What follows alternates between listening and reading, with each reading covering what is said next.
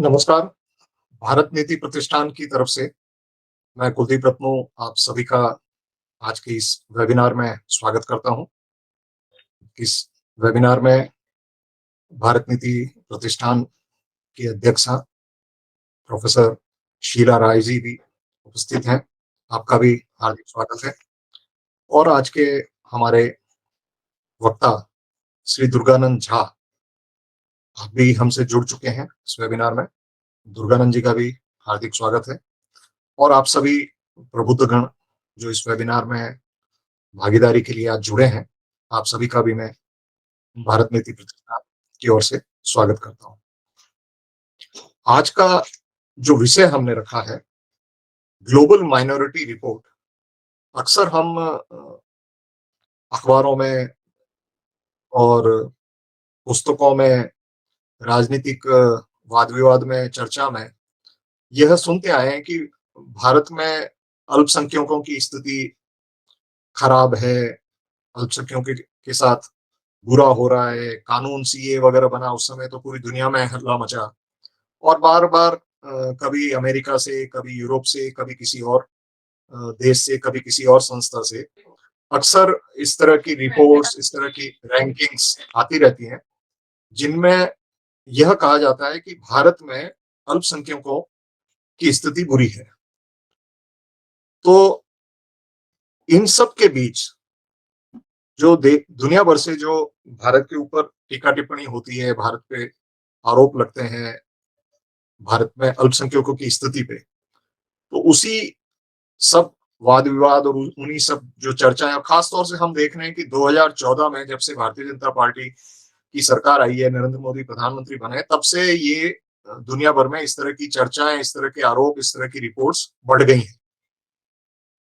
Durganand ji Jha centre for policy analysis Patna के निदेशक हैं। और दुर्गानंद जी ने पहले एक इंडिया माइनॉरिटी रिपोर्ट पे काम किया। वो रिपोर्ट आपने 2017-18 में आपने रिलीज की थी। और उसके बाद दुर्गानंद जी ने काम शुरू किया था ग्लोबल माइनॉरिटी रिपोर्ट पे। और वो ग्लोबल माइनॉरिटी रिपोर्ट अभी नवंबर में आपने रिलीज की। भारत के पूर्व उपराष्ट्रपति श्री वेंकैया नायडू जी ने उस रिपोर्ट को रिलीज किया। नई दिल्ली में कार्यक्रम हुआ।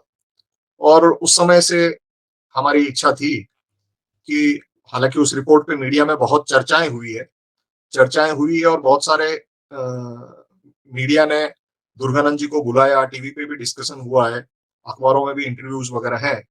लेकिन हम ये चाहते थे कि हम थोड़ा विस्तार से यह रिपोर्ट क्या है, यह रिपोर्ट क्यों दुर्गानंद जी ने बनाई, क्यों, क्या मुद्दे दुर्गानंद जी ने इसमें उठाए, और जिस प्रकार से दुर्गानंद जी ने विश्व के लगभग महत्वपूर्ण सभी देशों को जो रैंकिंग दी है माइनॉरिटीज के हिसाब से, तो रैंकिंग के क्या आपने क्राइटेरिया लिए, तो उन सब विषयों पे हम चाहते थे दुर्गानंद जी आए और हमारे इस वेबिनार में वो सब बातें हमारे साथ शेयर करें कि आपकी इस पूरे प्रोजेक्ट का मोटिवेशन क्या था, ऑब्जेक्टिव क्या है, क्या आपने काम किया और किस तरह से आगे आप इस रिपोर्ट को आगे कैसे ले जाना चाहते हैं, और इसमें आपने क्या क्या रिकमेंडेशन दिए।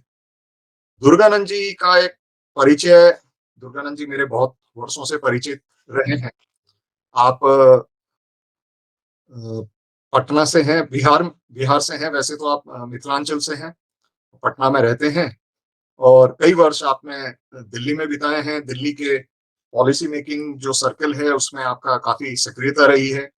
पहले आप स्वदेशी पत्रिका के संपादक भी रहे हैं अंग्रेजी के। और प्लानिंग कमीशन के साथ जुड़ के आपने लंबे समय तक रिसर्च का काम भी किया है। और देश की जो आर्थिक नीति निर्माण में बहुत वर्षों तक जो चिंतन चला, जो जिसपे हम कह सकते हैं डिस्कोर्स चलते रहे, उनमें दुर्गानंद जी सक्रिय रूप से भागीदारी लेते रहे हैं। और उसके बाद आपने कई वर्षों से आप माइनॉरिटीज के विषयों पे आपका अच्छा अध्ययन है, आपने खूब लेखन भी किया है, उसमें काफी आपने पेपर्स भी लिखे हैं। तो दुर्गानंद जी आज हमारे साथ हैं।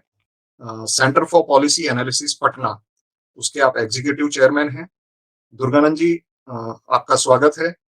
अब मैं आपसे फिर वही उसी निवेदन के साथ कि जो ग्लोबल माइनॉरिटी रिपोर्ट इसकी आवश्यकता क्यों आपको लगी? आपने इस पे क्यों ऐसा समझा कि इसकी आवश्यकता है और उसको काम करना चाहिए? और जो बाकी सब जो रिपोर्ट्स आती हैं, जो जिस तरह के पेपर्स आते हैं, जिस तरह के ओपिनियंस आते हैं, उनसे आपकी रिपोर्ट किस तरह भिन्न है?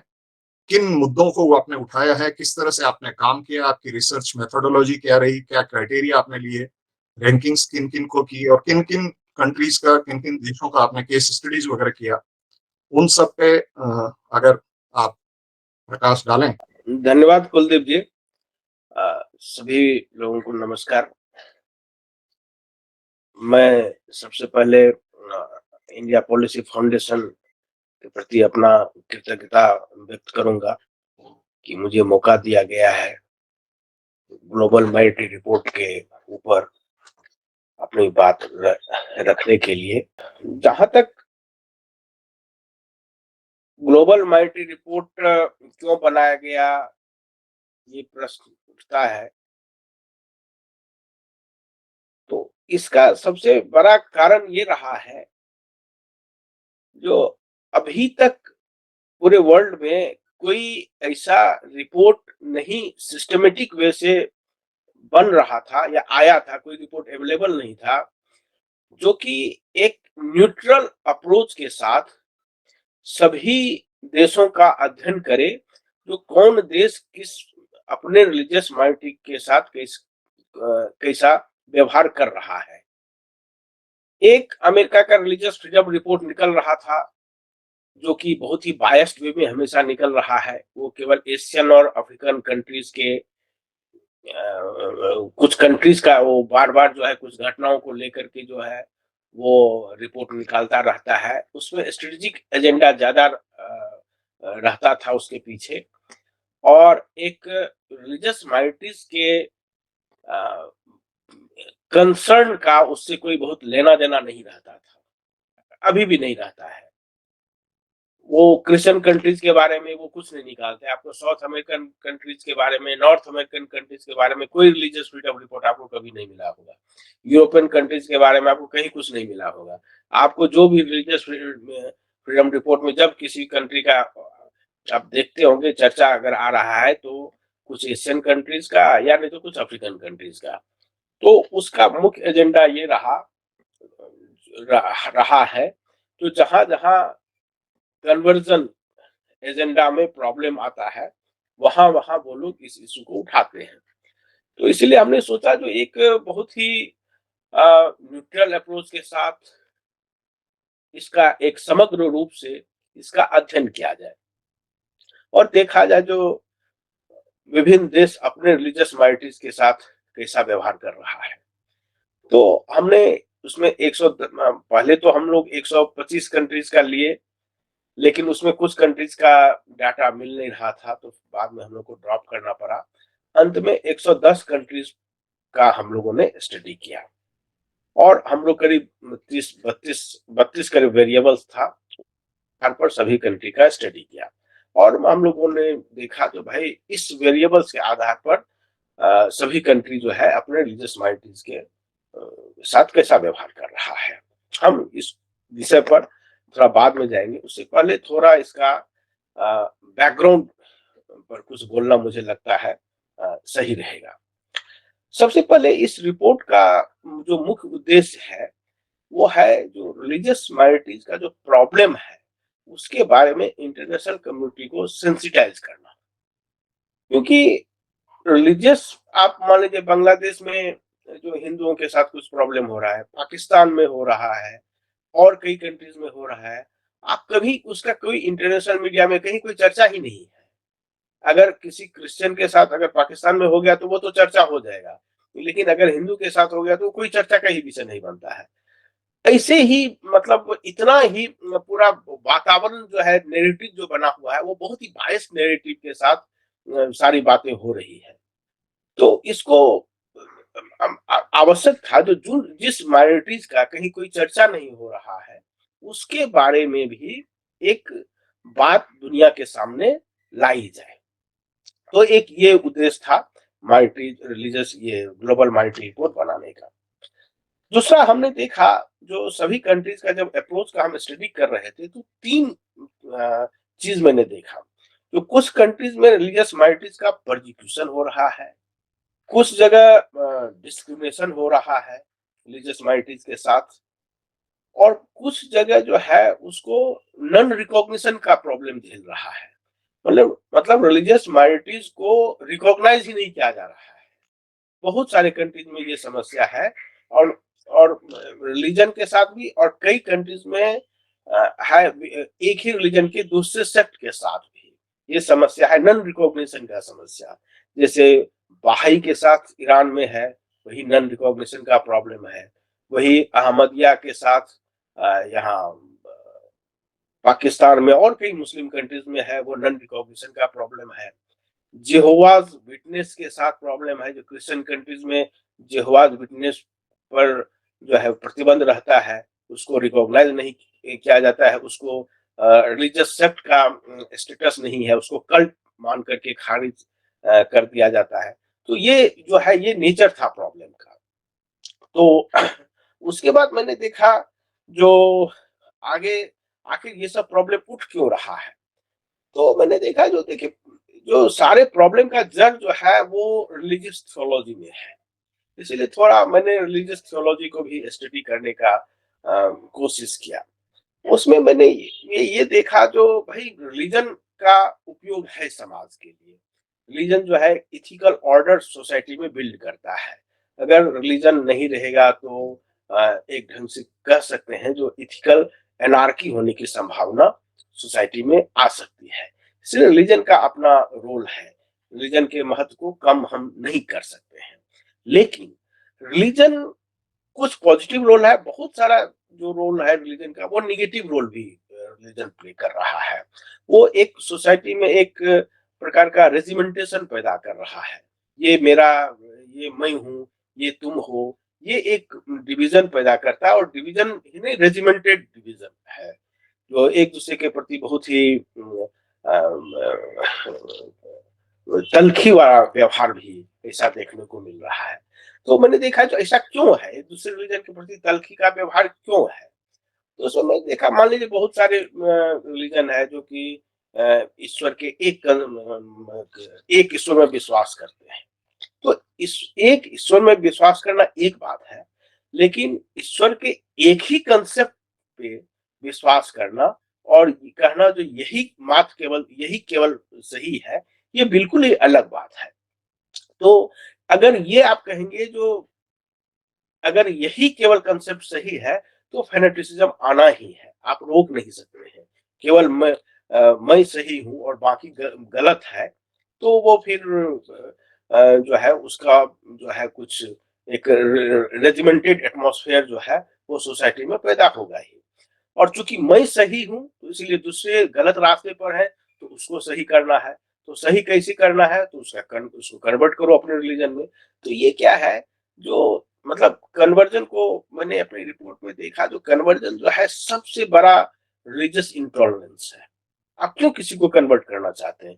क्योंकि आप दूसरे रिलीजन के फॉलोवर्स को आप एक्सेप्ट करने के लिए तैयार नहीं है, इसलिए आप उसको कन्वर्ट करना चाहते हैं। तो ये सबसे जो है वो मतलब खतरनाक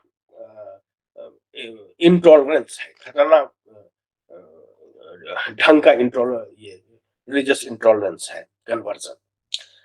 उसके बाद फिर मैं आगे बढ़ा, तो फिर कुछ देखा जो भाई अ, इतना सही नहीं काम चलेगा, इतना ही कारण नहीं है। तो फिर मैं पूरे रिलीजन को देखा, जो रिलीजन का मोटा-मोटी देखा, जो 2 भाग में मैंने डिवाइड किया। एक था अब्राहमिक रिलीजन, और उसमें क्रिश्चियनिटी और इस्लाम आता है। ज्यूज़ भी है, लेकिन ज्यूज़ को मैंने छोड़ दिया क्योंकि उसका पॉपुलेशन थोड़ा-सा है, वो बहुत जगह है नहीं। तो मुख्य रूप से जो है क्रिश्चियनिटी और इस्लाम को का मैंने थोड़ा स्टडी किया। और फिर उसके इधर जो ईस्टर्न रिलीजन में आपको मेन जो है सनातन धर्म हो गया, और उसके कुछ वेरिएंट्स हैं, जैसे बुद्धिज्म है, जैनिज्म है, और बहुत सारे हैं। एक चीज मैंने देखा जो अब्राहमिक रिलीजन में देखा, जिसमें कुछ है नहीं ज्यादा, सत्य कुछ है नहीं। ये बेसिकली एक कंसेप्ट ऑफ गॉड है। कंसेप्ट एक गॉड है। अब वो अफ़र्म कर रहा है जो भाई ये this is my concept of God, ठीक है? अब वो अब कंसेप्ट ऑफ गॉड में मैं देखा जो भाई कंसेप्ट ऑफ गॉड क्या है? तो वो कह रहा है जो मतलब there is one god and that is formless.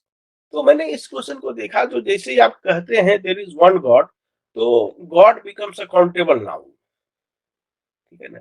And accountable noun can not be formless. So you have to decide whether this part of your assertion is right or later part of your assertion is right. Both cannot be right. Either God is one or God is formless. Formless thing you cannot count formless thing. आप कैसे की मान लीजिए हवा है तो हवा को आप काउंट नहीं कर सकते हैं। हवा हवा के बारे में हवा फॉर्मलेस है तो आप कहिए जो हवा जो है ये तो नहीं कर सकते वन है तो आप तो ये देखा कि इस कंसेप्ट में कुछ दम नहीं है और एरोगेंस इतना है जो पूरे वर्ल्ड को अपने रिलीजियस अम्ब्रेला में वो लेना चाहते हैं तो मैं ये देखा कि इन लोगों का जो वर्ल्ड व्यू है बोथ दोनों अब्राहमिक रिलीजन का वो एक ढंग से कहिए तो वो खतरनाक है, वो सही नहीं है, वो मानवता के लिए सही नहीं है। अगर इ और मैं इंडिया वाले चैप्टर में भी इस बात को लिखा हूँ, इंट्रोडक्शन में भी इस बात को लिखा हूँ, जो इंडिया एक बहुत ही डेंजरस सिचुएशन की तरफ आगे बढ़ रहा है, क्योंकि यहाँ मुस्लिम पॉपुलेशन ऑलरेडी बहुत ज़्यादा है, क्रिश्चियनिटी का में कन्वर्जन भी काफ़ी हो रहा है। तो इंडिया दोनों रिलीजन का जो है कहीं बैटल ग्राउंड ना बन जाए। ये तभी तक दोनों रिलीजन आपस में नहीं लड़ रहे हैं जब तक हिंदू की संख्या बहुत ज्यादा रहेगी है। आप कई स्टेट में देखे होंगे जैसे म्यांमार से बहुत एक्सोडस हुआ रोहिंग्या मुस्लिम का, तो देखे होंगे जो नॉर्थ के जो सटे हुए कई स्टेट्स हैं जहाँ हिंदू नहीं है तो वहां वो लोग नहीं गए, जहाँ क्रिश्चियनिटी जैसे नागालैंड है, मेघालय वगैरह वो सब अगल बगल में है सारे, तो वहां वो लोग नहीं गए हैं। क्यों नहीं गए? क्योंकि वहां उनको हॉस्पिटेबल एटमॉस्फेयर नहीं मिलने वाला है। वो कहाँ आए हैं? जहाँ चाहे तो मुस्लिम पहले से बहुत ज्यादा है या हिंदू एरिया में, वहीं वो जाकर के सेटल हुए हैं, ठीक है? तो ऐसा अगर बहुत ज्यादा यहाँ मुस्लिम और क्रिश्चियन पॉपुलेशन बढ़ जाता है तो इंडिया में हमेशा एक कॉन्फ्लिक्ट की स्थिति बनी रहेगी। दूसरा मैंने ये देखा जो इन लोगों का जो अप्रोच है वो भी सही नहीं है, शुरू से ही अप्रोच सही नहीं है। ये जो अभी नया कुछ गलत हो गया है, पहले बहुत सही था, ऐसा नहीं था। देखिए वो लोग बहुत कहते हैं जो भाई वो लोग आए हैं यहाँ संस्कृति दिए हैं इस देश में, पता नहीं क्या-क्या क्लेम किया जाता है। अब जो लोग यहाँ आपको लाइब्रेरी को जला दिए, यूनिवर्सिटी को जला रहे हैं, वो लोग संस्कृति की बात कर रहे हैं, उनसे वो लोग कह रहे हैं जो हम बहुत सभ्यता और संस्कृति लेकर के यहाँ आए। क्या उन पर उनके बुद्धि पर तरस आने वाली बात है। आप देखे देखे तो 392 ईस्वी में अलेक्जेंड्रिया को क्रिश्चियनों ने जो लाइब्रेरी था उसको क्रिश्चियन ने जला दिया। यहाँ नालंदा 13वीं शताब्दी यहाँ नालंदा वगैरह को जला दिया। भाई आप मतलब अगर राज करने के लिए भी आए हैं, तो आप राज करिए। यूनिवर्सिटी से आपको क्या दुश्मनी है? तो ये लोग जो है बेसिकली एंटी नॉलेज वाले लोग हैं ये रिलीजन वाले, और इस रिलीजन में के लोग वही आगे बढ़े हैं, उसी कंट्रीज के लोग आगे बढ़े हैं, और जब इन लोगों ने इस रिलीजन को साइड में रख दिया, बगल कर दिया, इस रिलीजन के जो प्रिसेप्ट थे उसको मानने से इनकार कर दिया, वही कंट्री में वही कंट्री आगे बढ़ा है। जैसे रेनेसा के बाद जो है जब जो प्रोटेस्टेंट खड़ा हुआ यूरोप में, तो प्रोटेस्टेंट का राइज का एक बहुत बड़ा रोल है यूरोप के डेवलपमेंट में। खैर ये इसमें हम बहुत ज्यादा नहीं जाएंगे, ये एक अलग ही डिबेट है। तो ये सब जो है, ये मैंने ये देखा, जो एक रिलीजियस थियोलॉजी जो है, वो एक बहुत बड़ा कारण है। क्योंकि एक एक चीज़ और मैं इसमें थोड़ा जोड़ना चाहूँगा, क्योंकि जो अब्राहमिक रिलीजन है, वो बेसिकली बिलीफ सिस्टम है। बिलीफ आप किसी चीज़ पर कुछ भी कर लीजिए, बिलीफ के लिए कोई बहुत ज़्यादा लॉजिक की तो ज़रूरत होती नहीं है, और प्रेजुडिस और बिलीफ में कोई बहुत अंतर नहीं होता है। सैंक्टिमोनियस प्रेजुडिस ही बिलीफ है। ठीक है? तो बिलीफ सिस्टम में जो है, आपको क्वेश्चन के लिए कोई स्पेस नहीं है, आप डाउट नहीं कर सकते हैं, कुछ नहीं कर सकते हैं। लेकिन उसके उल्टा जो सनातन धर्म है या इधर का बुद्धिज्म है, जो भी उसके जो वेरिएंट वगैरह, ये सनातन धर्म की जो भी है, वहाँ जो है आप कुछ भी डाउट कर लीजिए, कुछ भी किसी भी चीज़ को क्वेश्चन करिए, उस सब के लिए स्पेस है। तो मैंने ये देखा, जो अगर मानवता को जिंदा रहना है, मानवता को अगर आगे बढ़ना है, अगर शांति वर्ल्ड में चाहिए, तो आपको जो अब्राहमिक रिलीजन है, उस पर थोड़ा न थोड़ा अंकुश सभी कंट्री को लगाना पड़ेगा, चाहे वो क्रिश्चियन हो या मुस्लिम हो। ये मत देखिए कि कौन किसके फॉलोवर्स हैं। आप उसको पर अंकुश मुस्लिम कंट्रीज में मुस्लिम को लगाना पड़ेगा, उसको लिमिट करना पड़ेगा उसके इन्फ्लुएंस को, और क्रिश्चियन कंट्रीज में क्रिश्चियन को करना पड़ेगा। क्रिश्चियन कंट्रीज में ये ऑलरेडी बहुत कुछ हो रहा है, ठीक है? इसीलिए बहुत सारे एग्नोस्टिक का यूएसए में लगभग 20% के आसपास एग्नोस्टिक पॉपुलेशन है। यूरोप में भी जो आज की डेट में चर्च जो प्रॉब्लम फेस कर रहा है, तो चर्च में लोग जा नहीं रहे हैं, तो वो लोग समस्या फेस कर रहे हैं, जो वो दोनों रीजन फेस कर रहा है। और ये उस सोसाइटी का मैं को साधुवाद देना चाहूंगा, तो सोसाइटी ने इन दोनों, इन अपने रिलीजन की नाकाम की शॉर्टकमिंग्स को समझा और उसको इग्नोर कर रहा है। उसके बाद एक हमने देखा, तो भाई जितने कंट्रीज हैं, वो अपने रिलीजियस माइनॉरिटीज को कैसे ट्रीट कर रहे हैं, तो एक टाइपोलॉजी डेवलप किया जाना चाहिए। तो मैंने एक उसका टाइपोलॉजी डेवलप किया, और उसको जो है 3 कैटेगरी में मैंने उसको रखा। एक रखा, एक मॉडल का नाम दिया एसिमिलेटिव मॉडल। एसिमिलेटिव मॉडल में जो अपने रिलीजियस माइनॉरिटीज को एसिमुलेट करना है मेन स्ट्रीम में, ठीक है? उसको कई जगह वो इंटीग्रेशन पॉलिसी के नाम पर, जैसे यूरोप वगैरह में इंटीग्रेशन पॉलिसी के नाम पर ये सब किया जाता है, और हमारे यहाँ भी डिमांड है, तो भाई कॉमन सिविल कोड होना चाहिए, जिससे सब एक मेन स्ट्रीम में सब इंटीग्रेट हो जाए। तो एक एसिमुलेटिव मॉडल में क्या है, उसमें मैंने उसका 3 सब कैटेगरी मैंने किया। एक रखा जो रिप्रेसिव मॉडल है। रिप्रेसिव मॉडल मीन्स जब बाय फोर्स आप उसको मजबूर कर देते हैं, जो भाई आपको मिनिस्ट्री में आना ही पड़ेगा। जैसे उइगर मुस्लिम के साथ जिनजियांग प्रोविंस में चाइना कर रहा है, उसको मैंने नाम दिया, तो ये जो है ये रिप्रेसिव एसिमिलेशन है। दूसरा कैटेगरी मैंने दिया सेलेक्टिव एसिमिलेशन। सेलेक्टिव एसिमिलेशन में जो कुछ चीजों में स्टेट चाहती है जो रिलीजियस माइनॉरिटी एसिमिलेट हो मेन स्ट्रीम के साथ, और कुछ में चाहती है जो कुछ में नहीं हो, अपना अलग रखे, तो कोई बात नहीं।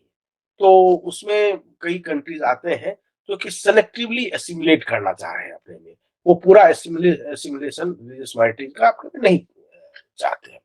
और तीसरा है परसुएसिव एसिमिलेशन। वो चाहते हैं जो मतलब वो जो है एसिमिलेशन हो, लेकिन उसका वो सॉफ्ट मेथड से चाहते हैं, जो रिलीजियस माइनॉरिटीज का हमारे मेन स्ट्रीम में एसिमिलेशन हो जाए। तो एक एसिमिलेटिव मॉडल था, उसका ये 3 सब कैटेगरी था। दूसरा मैंने दिया जो डिस्क्रिमिनेटिव मॉडल। डिस्क्रिमिनेटिव मॉडल में क्या था, जो डिस्क्रिमिनेट में उसमें क्या जो है रिलीजियस माइनॉरिटीज के साथ डिस्क्रिमिनेशन होता है। उस डिस्क्रिमिनेशन भी 2 प्रकार का होता है। जैसे उसमें एक तो है सॉफ्ट डिस्क्रिमिनेशन, दूसरा है हार्ड डिस्क्रिमिनेशन। जैसे इंडोनेशिया में भी डिस्क्रिमिनेशन होता है, जबकि सभी मुस्लिम कंट्रीज में जो इंडोनेशिया है वो सबसे ज्यादा सॉफ्ट इस्लामिक मॉडल को फॉलो कर रहा है। वहां भी इस्लामिज्म, रेडिकल इस्लाम का प्रभाव बढ़ रहा है, लेकिन अभी भी हिंदू कल्चर का वहां काफी इन्फ्लुएंस है। तो वहां भी डिस्क्रिमिनेशन डिस्क्रिमिनेशन नहीं है ऐसा नहीं है, लेकिन सॉफ्ट डिस्क्रिमिनेशन है। लेकिन वही दूसरे कंट्रीज है, वहां जो है हार्ड डिस्क्रिमिनेशन है। जैसे मान ली मैक्सिमम आपको वेस्ट एशियन कंट्रीज है, पाकिस्तान है, इस सब में जो है हार्ड डिस्क्रिमिनेशन हो रहा है रिलीजियस माइनॉरिटीज के साथ। उसके बाद लास्ट में जो मॉडल है वो है प्रोमोटिव मॉडल। प्रोमोटिव मॉडल जो है उसमें क्या है, जो रिलीजियस माइनॉरिटीज को बहुत सारे राइट्स दिए जाते हैं, इंक्लूडिंग स्पेशल राइट्स, और उसका जिससे उसका प्रमोशन हो अधिक से अधिक। तो वो उसका एग्जाम्पल, सबसे बड़ा एग्जाम्पल और मेरे समझ से एक ही शायद एग्जाम्पल है, वो इंडिया था। तो इंडिया जो है वो रिलीजियस माइनॉरिटी के बारे में प्रोमोटिव मॉडल को फॉलो कर रहा है। तो उसको विभिन्न प्रकार की सुविधाएं, statutory facilities, government of India अपने विभिन्न प्रोग्राम्स, स्कीम्स, उसके द्वारा विभिन्न प्रकार का स्पेशल फैसिलिटीज दे करके उसको स्पेशल सुविधाएं दे रही है, जिससे उसका विकास हो। तो ये जो है, ये एक मैंने टाइपोलॉजी जो है वो डेवलप किया रिलीजियस माइनॉरिटीज के बारे में। उसके बाद कुछ जो है एक रिलीजियस ये ह्यूमन राइट्स वगैरह का भी कुछ इशू उठाया। उसमें जैसे मैंने क्वेश्चन किया है जो universal declaration of human rights है, उसमें खासकर उसका जो आर्टिकल 18 है, उसको मैंने क्वेश्चन किया है। जो उसमें क्या है, जो उसको बहुत ज्यादा लॉबिंग करके क्रिश्चियन मिशनरीज ने उसमें राइट टू कन्वर्ट उसमें ऐड करवा दिया था। तो भाई रिलीजियस फ्रीडम में राइट टू कन्वर्ट का क्या मतलब है? अगर रिलीजन जो है वो एक इंडिविजुअल राइट है, आपको क्या फॉलो करना है, किस रिलीजन को फॉलो करना है, तो उसमें राइट टू कन्वर्ट करने का क्या मतलब है? लेकिन राइट एपोस्टेजी एपोस्टेजी नहीं है, राइट टू एपोस्टेजी नहीं है, क्योंकि उसका इस्लामिक कंट्रीज ने विरोध किया, तो राइट टू एपोस्टेजी उसमें इंक्लूड नहीं हो पाया। लेकिन राइट टू कन्वर्ट जो है वो दिया गया है। तो वो बेसिकली था जो भाई क्रिश्चियन मिशनरी को फैसिलिटेट करने के लिए वो उसमें दिया गया है। तो इसलिए उसका मैंने विरोध भी किया है। जो भाई इसको मतलब कोई सेंस नहीं बनता है। उसके बाद जो हम अगर दो तीन और मुख्य अगर चीजों को देखते हैं, तो उसमें एक ये है जो जो मैंने कहा, जो ये जैसे ओआईसी है, तो ओआईसी का जो गठन है इंटरनेशनल लेवल पर, वो एक गलत चीज, गलत परंपरा को दे रहा है। आप रिलीजन, आप सभी देश जो है एकमात्र संगठन है पूरे अभी जो कि रिलीजन के आधार पर सब इकट्ठा हुआ है। तो अगर इस ढंग से रिलीजन के आधार पर सभी कंट्रीज इकट्ठा होने लगेंगे, तो एक कॉन्फ्लिक्चुअल सिचुएशन जो है एक पैदा हो सकता है। अब यहाँ ऐसा तो नहीं है, क्रूसेड तो हुआ है, ये एक हिस्ट्री का पार्ट है।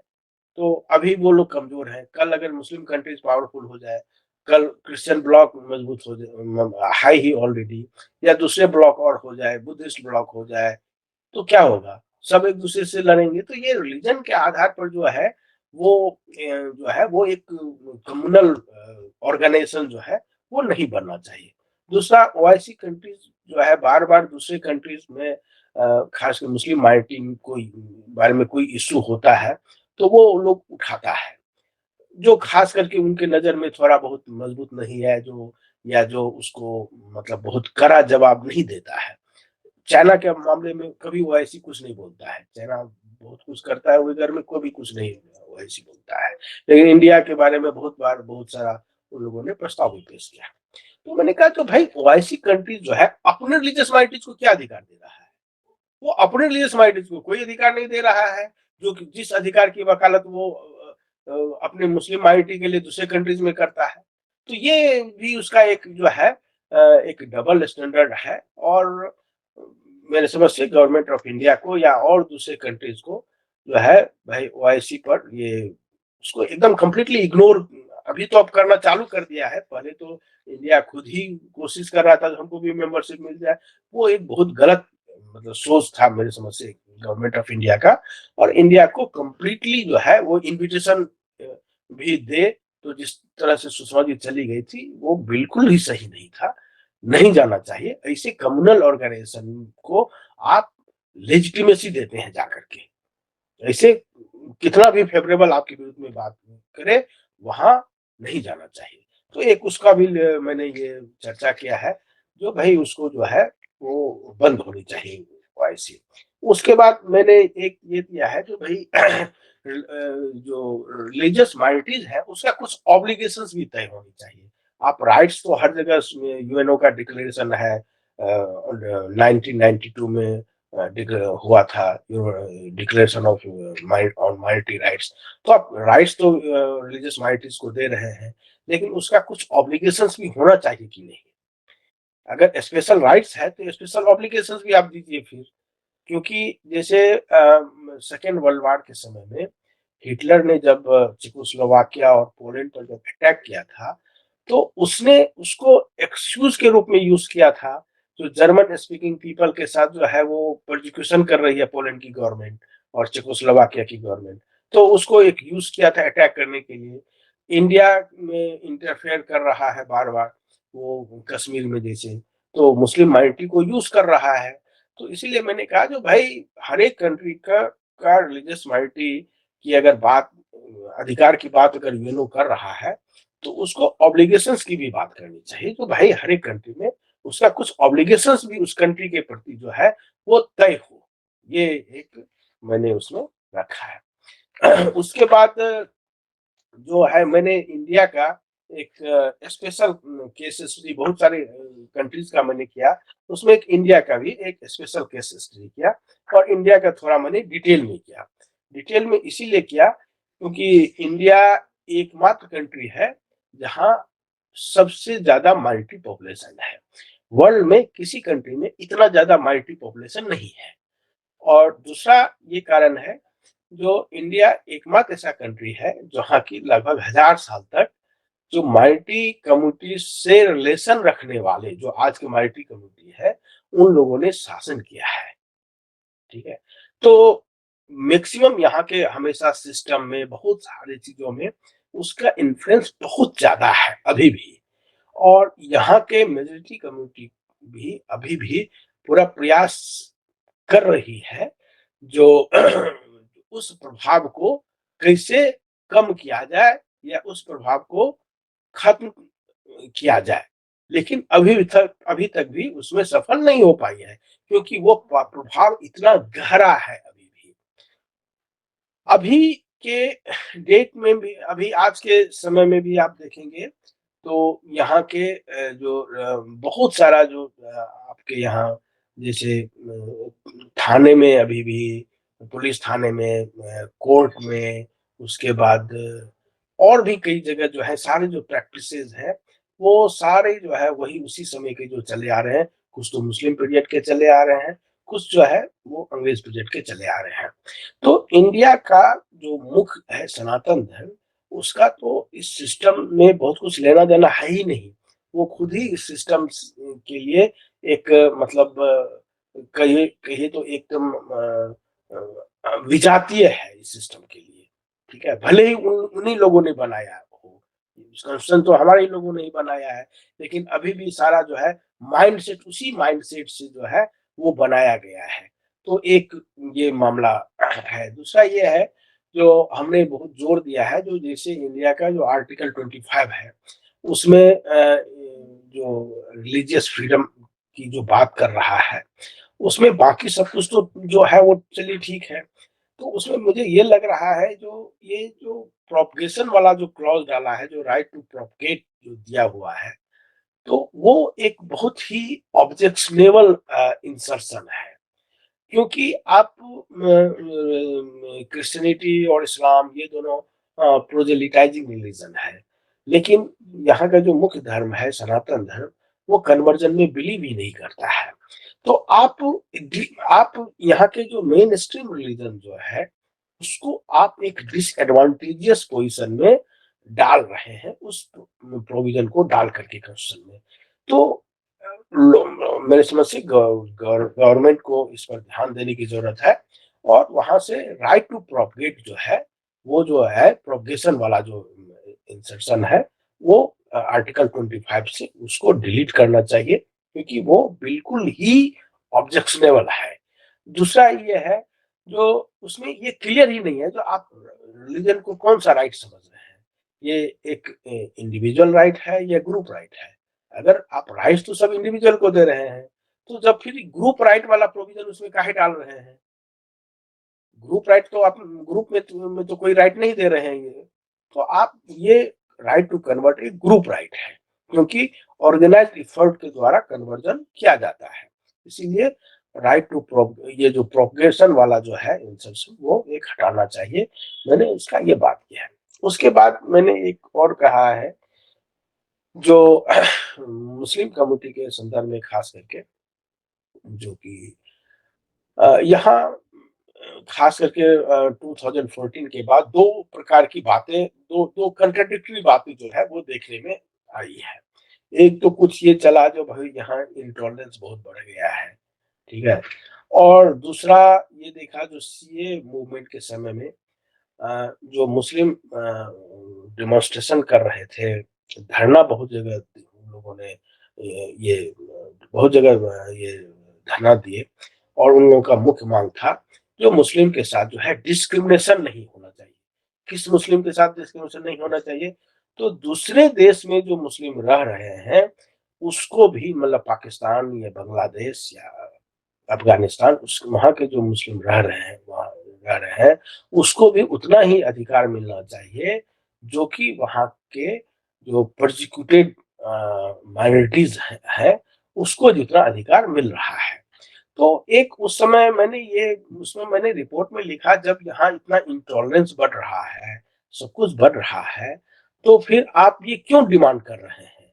जो एक अगर आप सोचते हैं तो ये गवर्नमेंट मुस्लिम के लिए हॉस्टाइल अ, है। तो एक हॉस्टाइल एटमॉस्फेयर में काहे आप लड़ रहे हैं जो वो भी यहाँ आकर के और बस जाए?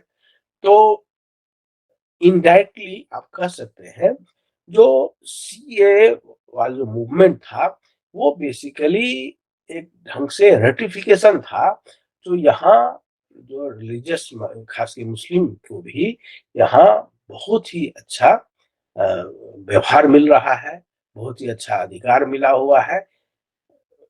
ये उसका रेटिफिकेशन आप मान सकते हैं। उसके बाद कुछ और भी कई मैंने ये कंपेयर किया जो रिलीजियस माइनॉरिटीज जो ये यूनिवर्सल डिक्लेरेशन जो है ये डिक्लेरेशन और माइनॉरिटी राइट्स जो यूएनओ का जो है और इंडियन कॉन्स्टिट्यूशन है उसमें क्या है दोनों में रिलेशन।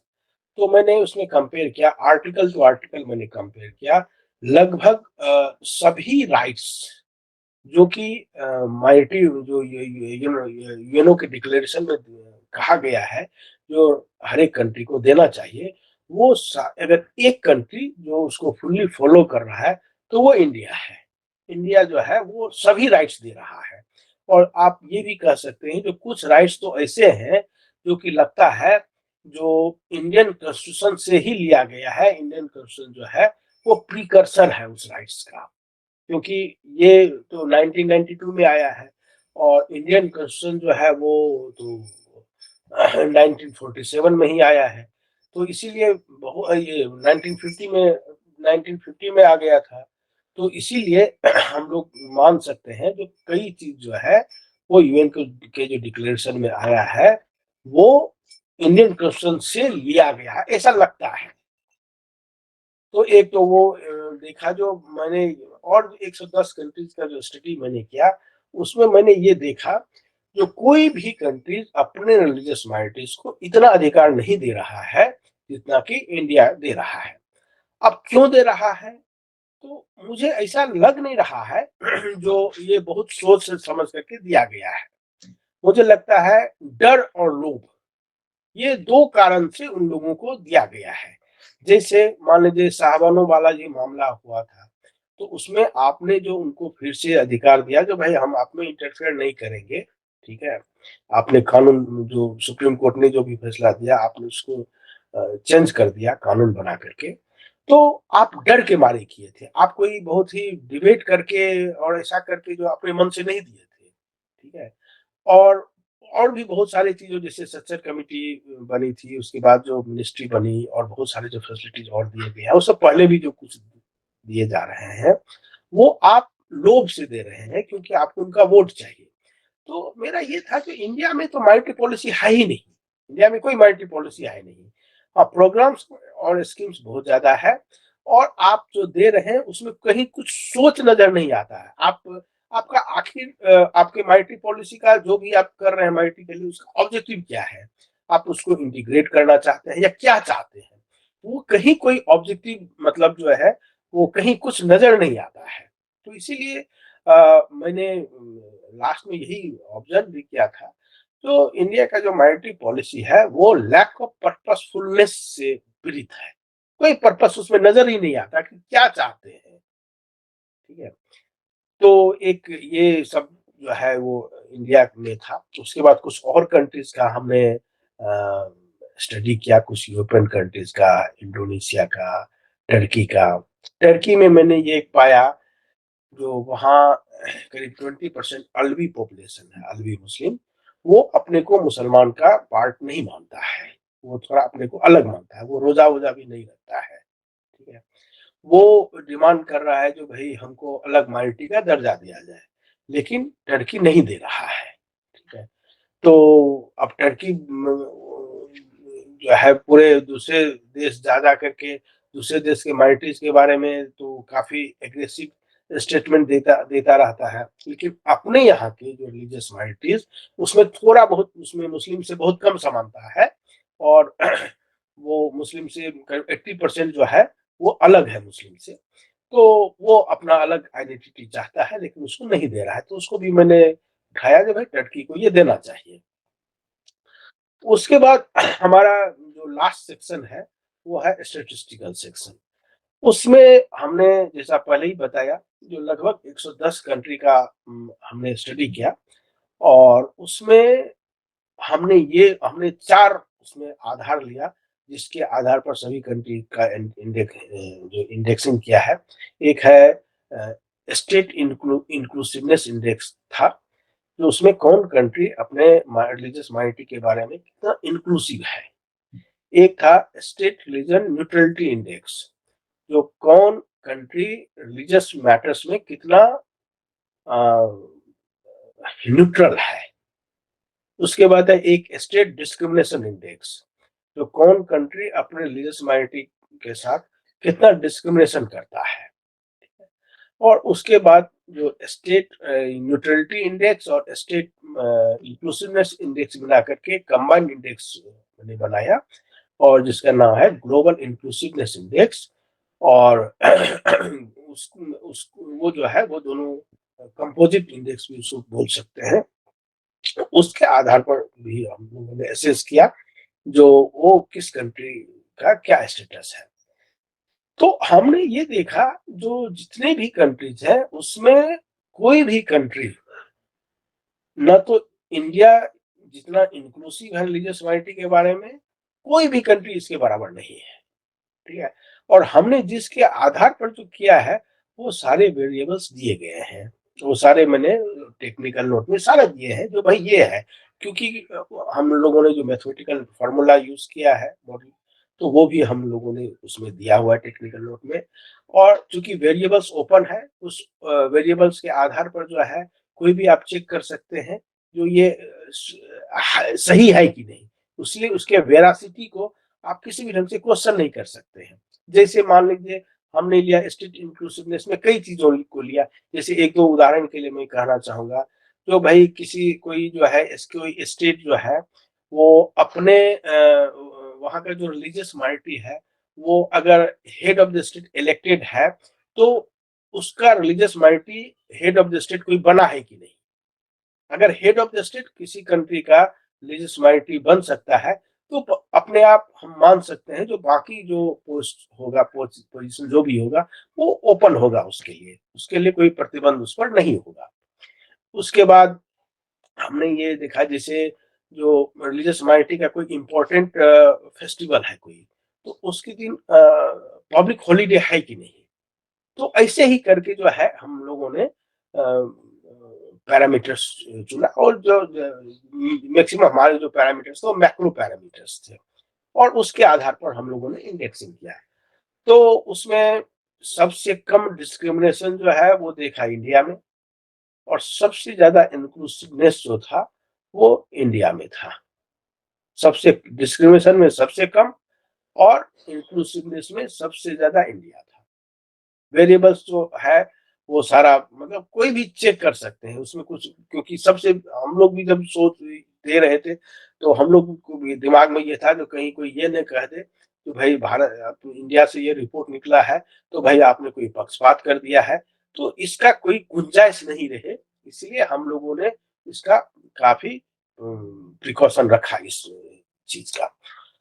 उसके बाद लास्ट में हम लोगों ने कुछ रिकमेंडेशंस दिए हैं यूएनओ के लिए, जो भाई यूएनओ को क्या करना चाहिए इस सिचुएशन को ठीक करने के लिए। तो उसमें एक हमने दिया है जो भाई जो यूनिवर्सल डिक्लेरेशन जो है ये ह्यूमन राइट्स का है उसका उसका भी काफी पॉलिटिक्स होता है। तो हमने दिया है जो कुछ चीज को तो आप यूनिवर्सल मानिए और कुछ चीज को जो है आप रीजनल लेवल पर ले जाइए। हर एक रीजन का अपना वैल्यूज है, अपना कल्चर है, इसके आधार पर हर एक रीजन जो है वो अपना अपना डिक्लेरेशन बनाए और उसको इम्प्लीमेंट करे। और दुनिया भर का आप लंबा चौड़ा आप डिक्लेरेशन कर देते हैं, इम्प्लीमेंटेशन कुछ है नहीं, तो ये बहुत गलत बात है। इससे कोई मतलब ह्यूमैनिटी का कोई फायदा नहीं होता है। इसीलिए हमने ये कहा तो आप जो है डिक्लेरेशन जो है कुछ चीज जो है यूनिवर्सल रखिए, बाकी को रीजनल लेवल पर जाने दीजिए। उसके बाद और करीब हमारे 8-10 रिकमेंडेशंस हैं। उसमें जैसे ब्लास्फेमी लॉ है, तो मैंने ब्लास्फेमी लॉ पर कई जगह जो है डेथ पेनल्टी है। अब कोई किसी के मुंह से कुछ निकल गया तो आप उसका फांसी पर चढ़ा देंगे, ये क्या है? हम आखिर हमारा उद्देश्य क्या है? मतलब मानव समाज को क्या बनाना चाहते हैं? जाहिलियत की हद है ये। तो ये जो है आप जो है ब्लास्फेमी लॉ जो है वो प्रिवेंटिव होना चाहिए, ना कि इतना जो है प्यूनिटिव होना चाहिए जितना है कई कंट्रीज में, ईरान में, पाकिस्तान में, इस समय तो डेथ मतलब कैपिटल पनिशमेंट है, तो ये सही नहीं है। तो ऐसे करके ये सारा हम लोगों ने रखा है। धन्यवाद दुर्गानंद जी, आपने डिटेल में रिलीजियस और थियोलॉजी के इश्यूज को भी टच किया और माइनॉरिटीज की जो आपने रैंकिंग तैयार की है अपनी रिपोर्ट के लिए, उन सारे विषयों पे भी आपने थोड़ा थोड़ा प्रकाश डाला।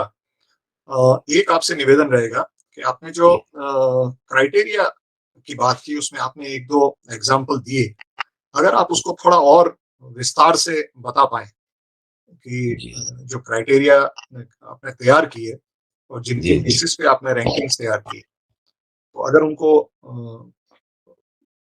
कुछ और आप डिटेल में बता पाए हमारी जानकारी के लिए तो अच्छा है। हाँ हाँ, उसमें जैसे एक दो दो तीन चीज बहुत ही महत्वपूर्ण है। जैसे हम लोग ये देखे ये देखे, जैसे इंक्लूसिवनेस का हमने कुछ एग्जांपल दिया, उसी तरह डिस्क्रिमिनेशन में मैंने ये दिया। जो जैसे मान लीजिए कोई रिलीजियस किसी रिलीजन का जो है रिलीजियस मान लीजिए मुस्लिम के लिए समझ लीजिए जो रमजान है चल रहा है, तो क्या दूसरे रिलीजन का को भी फोर्स किया जाता है, दूसरे रिलीजन के जो फॉलोवर्स हैं, जो भाई आप भी जो है रमजान है तो आप भी अपना रेस्टोरेंट बंद करिए, ठीक है? या कोई दूसरे रिलीजन का कोई और फेस्टिवल है, तो उसमें रिलीजियस माइनॉरिटीज को भी फोर्स किया जाता है, जो आपको भी उसको फॉलो करना पड़ेगा। क्या ऐसा सिचुएशन है क्या? तो एक जैसे एक ये भी हम लोगों ने लिया है। तो इससे बहुत सारे, जैसे मैं कुछ आपको जो लिया है उसको हम आपको बता देते हैं। स्टैट्यूटरी प्रोटेक्शन जो है वो हमारे रिलीजियस जो एजुकेशनल इंस्टीट्यूशंस है उसको अवेलेबल है कि नहीं? जैसे इंडिया में अवेलेबल है, तो दूसरे कंट्रीज में ये अवेलेबल नहीं है, ठीक है? उसी प्रकार जैसे has there been a decline in minority population, अगर माइनॉरिटी पॉपुलेशन में डिक्लाइन हुआ है, घटा है, ठीक है, तो इसका मतलब हम मानेंगे जो उसके साथ कुछ ना कुछ प्रॉब्लम हुआ है, चाहे तो उसको कन्वर्ट कर दिया गया है या उसके पॉपुलेशन पर कुछ प्रतिबंध लगा है या कुछ ना कुछ एक मामला हो सकता है। तो हम ये देखें जो इंडिया में जो रिलीजियस माइनॉरिटी का जो पॉपुलेशन है वो बढ़ रहा है, ठीक है? एक ये भी वेरिएबल हमारा था।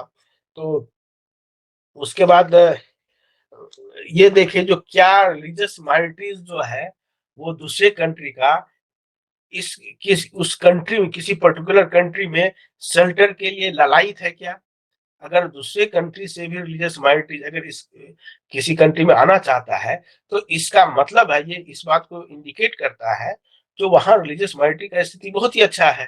तभी दूसरे कंट्री का भी आना चाहेगा, नहीं तो नहीं आना चाहेगा। कोई मान लीजिए अगर हिंदू के साथ प्रोसिक्यूशन इंडिया में होता है, तो क्या कोई सऊदी अरबिया जाना चाहेगा? कोई ईरान जाना चाहेगा? नहीं चाहेगा, कभी नहीं चाहेगा। ठीक है? इंक्लूडिंग मुस्लिम भी जो है वो इंडिया आना चाहता है। हम यहाँ उल्टे यहाँ प्रतिरोध है, तो हमको रोहिंग्या नहीं चाहिए, ये नहीं चाहिए, लेकिन वो आना चाहता है। तो ये सब सब क्या है? ये सब यही इंडिकेट करता है, तो यहाँ बहुत ही अच्छा है उन लोगों की स्थिति। तो ऐसे ही ऐसे और वेरिएबल्स जो है सब, अगर कोई इंटरेस्टेड हो तो मैं थोड़ा डिटेल में सारा, क्योंकि काफ़ी है। जैसे कॉन्स्टिट्यूशनल स्टेटस क्या है? ये सिविल राइट्स का सिचुएशन उस कंट्री में ज्यादा अच्छा होता है जहां जहां सेकुलर और डेमोक्रेटिक गवर्नमेंट रहता है। वहां जैसे अगर अगर थियोक्रेटिक गवर्नमेंट जहां रहता है, तो वहां आपको बहुत सारे राइट्स नहीं मिलते हैं। जैसे राइट टू फॉर्म एसोसिएशंस बहुत सारे कंट्रीज में नहीं है।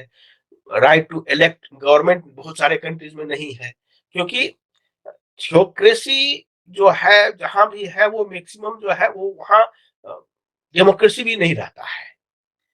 तो अगर डेमोक्रेसी नहीं रहेगा तो फिर सिविल राइट्स की स्थिति बहुत खराब। इसीलिए एक ये बहुत ही इंपॉर्टेंट कंक्लूजन है हमारे रिपोर्ट का, जो मुस्लिम को, इसको थोड़ा मतलब हाईलाइट करिए इस बात को, जो मुस्लिम को सबसे कम राइट्स वो मुस्लिम डोमिनेटेड कंट्रीज में है, और मुस्लिम को सबसे ज्यादा राइट्स वहां अवेलेबल है जहां की Muslim as a religious minority रह रहा है। चाहे यूरोपियन कंट्रीज की बात करिए, या अमेरिका की बात करिए, या इंडिया की बात करिए, जहां मुस्लिम कम है, एज अ रिलीजियस माइनॉरिटी है, वहां मुस्लिम के पास ज्यादा अधिकार अवेलेबल है। और जहां मुस्लिम ज्यादा है, मुस्लिम डोमिनेटेड कंट्रीज है, वहां उसके पास कम अधिकार है। ये उसके लिए, मुस्लिम के लिए भी अच्छा है, जो वो एज ए दूसरे मतलब मुस्लिम डोमिनेटेड कंट्रीज में नहीं रहे, अगर उसको ज्यादा अधिकार चाहिए तो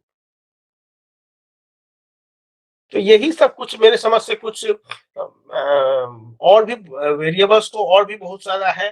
क्या जैसे रिलीजियस कन्वर्जन अलाउड है कि नहीं, तो बहुत सारे कंट्रीज है, करीब मेरे समझ 42-43 कंट्रीज है जहां रिलीजियस कन्वर्जन पर बैन है। लेकिन बैन किस चीज पर है? जो आप मेजोरिटी कम्युनिटी से माइनॉरिटी कम्युनिटी में नहीं कर सकते हैं, इंक्लूडिंग मतलब ये बहुत सारे कुछ कुछ क्रिश्चियन कंट्रीज में भी है, जो आप उसको कन्वर्ट नहीं कर सकते हैं मेजोरिटी कम्युनिटी को माइनॉरिटी कम्युनिटी, लेकिन माइनॉरिटी कम्युनिटी से आप मेजोरिटी कम्युनिटी में कन्वर्ट कर सकते हैं। जैसे इंडिया में सिचुएशन ठीक उसके उल्टा है। इंडिया में जो मतलब लिखा हुआ कहीं नहीं है, लेकिन ऐसा सिचुएशन पैदा किया गया है, जो आप मेजोरिटी कम्युनिटी जो है वो प्रॉब्लम फेस कर रही है, जो हमसे कन्वर्जन हो रहा है। यहाँ माइनॉरिटी कम्युनिटी का जो ये प्रॉब्लम नहीं फेस कर रही है, जो उसका लोग जो है मेजोरिटी कम्युनिटी में जा रहा है। क्योंकि इसका एक बहुत बड़ा कारण है कि यहाँ जो माइनॉरिटी को इतने बेनिफिट्स दिए गए हैं, ये बहुत सारे इंक्लूडिंग हिंदू के भी कुछ सेक्ट्स जो है वो भी बेनिफिट्स माइनॉरिटी कम्युनिटी को जो बेनिफिट्स अवेलेबल है वो लेने के लिए वो माइनॉरिटी का स्टेटस चाहते हैं। तो एक ढंग से कहिए, जो इंडिया का जो माइनॉरिटी पॉलिसी है वो तो एक ढंग से यहाँ के मेजोरिटी कम्युनिटी के लोग ही बनाया, लेकिन उसके लिए सुसाइडल है। और कई चीज है, जैसे एक है जैसे ब्लास्फेमी लॉ। अगर किसी कंट्री में ब्लास्फेमी लॉ है, तो हम मान के चलते हैं जो उस कंट्री में जो है वो रिलीजियस माइनॉरिटी के लिए जो है वो अच्छा सिचुएशन नहीं होगा, क्योंकि किसी न किसी बहाने से उसको पकड़ कर जेल में डाल दिया जाएगा। ये एक है। तो इंडिया में ऐसा कोई ब्लास्फेमी लॉ भी नहीं है। उसके बाद है status of religious freedom, freedom to worship. तो इंडिया में तो किसी को कोई बैन ही नहीं है, जो कोई जिसको जहां पूजा करना है सड़क घेर करके भी पूजा लोग कर लेता है। तो बाकी जगह ये सब संभव ही नहीं है। ठीक है। उसके बाद ये है, ये सेपरेशन है, कितना सेपरेट है स्टेट और रिलीजन, कितना सेपरेट है। तो मैंने कहा तो इंडिया सेपरेशन के इशू पर मैंने ये कहा, जो इंडिया जो है वो बेसिकली एक सेकुलर कंट्री नहीं है। सेकुलरिज्म इंडिया के लिए अगर आप कहेंगे तो वो एक ढंग से मतलब मिसनोमर जैसे लग रहा है। इंडिया जो है एक इंडिया को आप कह सकते हैं ये एक रिलीजियसली पॉजिटिव पॉजिटिव कंट्री है, ठीक है। यहाँ सभी को जो है प्रमोशन दिया जा रहा है, और सबसे कम अगर किसी को है तो वो जो है वो सनातन धर्म को ही है। सबसे जो इनका मेन स्ट्रीम रिलीजन जो इंडिया का है उसको सबसे कम प्रमोशन। अभी थोड़ा बहुत बैलेंस करने का कोशिश हुआ है, और इसीलिए यहाँ मैंने ये कहा जो क्योंकि सेकुलरिज्म का मतलब है equidistance to all religion. India में equidistance to all religion नहीं है। प्रद्युमन दत्ता ने पूछा है असम से, इन Assam illegal migration from Bangladesh is changing the demographic structure of minorities. Now after NRC and detection of illegal migrants, such just sharing what can be the solution? Deportation or refugee status or what else? Please enlighten. एक तो इनका ये प्रश्न है कि जो illegal migrants हैं उनका फिर सोल्यूशन क्या हो एनआरसी के बाद। this question can be answered by only by government of India. What they have in mind, how we can say what they will do. जी, पवन कुमार जी का क्वेश्चन है कि फाइनल स्कोर में वेटेज कितना दिया ईच फैक्टर को? आपने अलग अलग जो फैक्टर्स डिस्कस किए तो उनका वेटेज किस तरह से आपने रखा? हमने सबको इक्वल वेटेज दिया है। ओके, हमको कम ज्यादा किसी को नहीं किए, हमने सारे हमारे पैरामीटर्स मैक्रो पैरामीटर्स है और हमने सबको इक्वल वेटेज दिया है। फिर प्रश्न है, who are the real minorities in India? Muslims are in very good numbers. Should these religious folks be recognized as minority in India? Means, what is the criteria to decide whether a group is in minority? Criteria has been decided by the government of India. Since government of India recognizes them as a minority, that's why we will have to consider them as a minority. So I think the question is about what is your personal opinion? My personal, in a secular country, there should not be any majority and minority. Every citizen is equal. Why there should be any classification on the basis of religion? Okay. So what you mean to say is that religious minorities are significant only if there is a religious majority, there is a religion, state religion, and then the groups which are not part of the state religion, that those only should be considered as minority. That's right. Okay. Next question, Radha Agarwal. How do you understand the difference between a cult and a religion? Ahmadiyya, they don't even regard them as a cult, but you can say Ahmadiyya is a cult. Cult is means a particular a small group is follow something that is different, something different from the mainstream. That is generally is regarded as a cult. For example, Jehovah's Witness in Christianity is regarded as a cult. They have some, they declare themselves as a Christian, but they have some different views. In that case, Ahmadiyyas are a cult. Problem is that Muslims are not ready to accept them in any form. At least Christian recognize Jehovah's Witness as a cult, but Muslims are not ready to include in any form. Cult is basically also again Abrahamic, I think, thinking.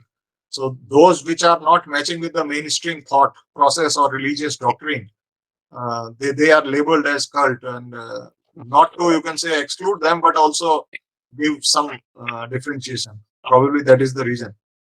Anyway, Can we call our Anand Margis a cult? As a cult? No, yes, basically, you can say that. Yes, you can say that. No, I differ. Actually, what has happened again? The Western thinking is like anything which is slightly different. Those are considered, and which are organized, those are considered as a cult. But here you see in Sanatan way of life and thinking, there are large amount of, you can say, differences can be found within the family also. कोई देवी की पूजा करता है, कोई ईश्वर को मानता ही नहीं है, कोई कैसे ही रहता है। तो यहाँ हमारी जो वाइडर एक्सेप्टेंस है, तो हमारे आप देखेंगे कि अलग अलग जातियों में भी, हिंदू धर्म में भी अलग अलग जातियों और जातियों में भी बहुत सारे रीति रिवाज है। कुछ में शव का दाह संस्कार करते हैं, तो कुछ में हम उनको भूमि में गाड़ रहे हैं। तो अब उनको आप कल्ट कहना शुरू कर देंगे, थोड़ा सा डेविएशन से, थोड़ा सा डिफरेंस हाँ, है। yes, it is a तो Western हाँ concept. हाँ, हाँ, इट्स this, बेसिकली वेस्टर्न हाँ, नोमेनक्लेचर, वेस्टर्न हाँ. थिंकिंग कि वहाँ थोड़ा डिफरेंशिएशन आता है तो उन्हें कल्ट नेमिंग कर दिया जाता है। Anyway, taking next question. If you want humility in India, how to stop Abrahamics? Anyway, like humility is there, Abrahamics are also there. It's a larger issue. We will take. Were these parameters mapped through institutional mechanisms like legal constitutional arrangement, or was the field survey done among people?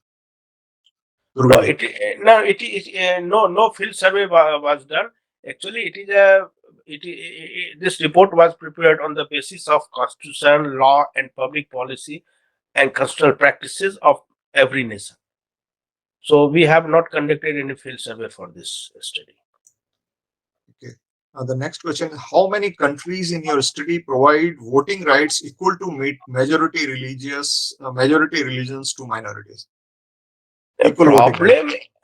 problem is that in many countries we found that there is no voting rights. So if there is no voting rights even for majority community, then how you can say that minority community is not getting?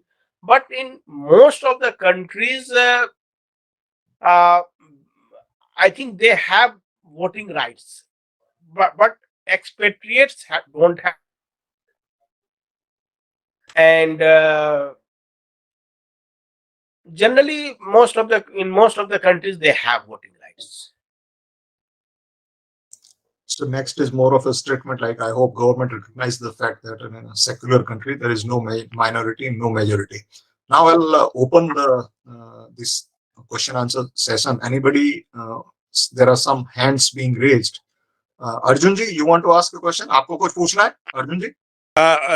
Thank you, Durgananji. You have really highlighted on very important issue. And my question is that why in India, in your recommendation, have you included the recommendation that there should be a committee or some commission to maintain the religion coordination also? Nobody is bothered about the Sanatan. Why there should not be a department, separate department, ministry, or within the home department of Government of India, a department to deal with the protection of the Sanatanis? Because we have been attacked for last 2000 years from all corners, and we are not in position. It has damaged all these things, new cult or whatever has come. These cults have damage the original religion. Have you recommended anything that there should be something for the protection of the Sanatan? There should be separate ministry to take care of the Sanatan. Yes, even if they don't have any separate ministry, at least government must have a religious policy, and I think we should pursue government for this. That government should declare a religious policy. How they will, then only all interest of Sanatan Dharma will be taken care of. If government will not have any at the moment is government does not have any religious policy, and secularism has become a shapeless thing. It has no shape. Everybody defines it its own way. Our constitution, it was inserted, actually it was मतलब कहिए जो चोर दरवाजे से इसमें घुसाया गया, जो secularism word है। और अगर मतलब I personally believe that our constitutional framers made India implicitly a Hindu state. That's why when K.T. Shah proposed inclusion of secularism and socialism on 13th December 1948 in Constitutional Assembly, Dr. E. Pandit Nehru, Dr. Ambedkar both rejected this idea. Later, it was when that was a very even democracy is not at work during emergency period. That time it was included in the constitution. So it is invalid insertion, you can say. So I think government, but what point you have raised, that is very important. Governments must have a religious policy. We should pursue for this. Thank you. Yes, sir. Professor Tulsi Tawri, sir. You have raised your hand. आप Yeah. पूछिए। Kuldeep ji, thank you very much for नमस्कार, this नमस्कार। opportunity. I've read your report, Jhaji, and it's very exhaustive and very remarkable, and I'm glad to hear you today also. My question is actually, and you have in a way addressed this question already in your talk also, but to bring a focus for everybody, and also is to instead of playing this game of participating in the game of religion, what I mean to say is, if religion is a very personal issue for everybody, if it is a matter of God for everybody, why this confusion of religion should be allowed to become an identity issue for any government, for any nation? So instead of talking about this religion or that religion, because it is anyway a very, very personal relation of a human to God, then why we should not be focusing on that religion cannot be the basis of any kind of a government decision making. It's not.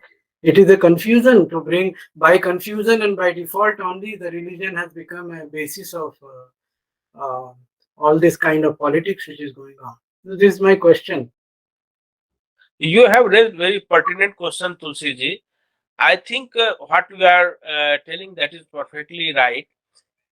Religion, why in a secular, if we first we should define what is secularism. Okay?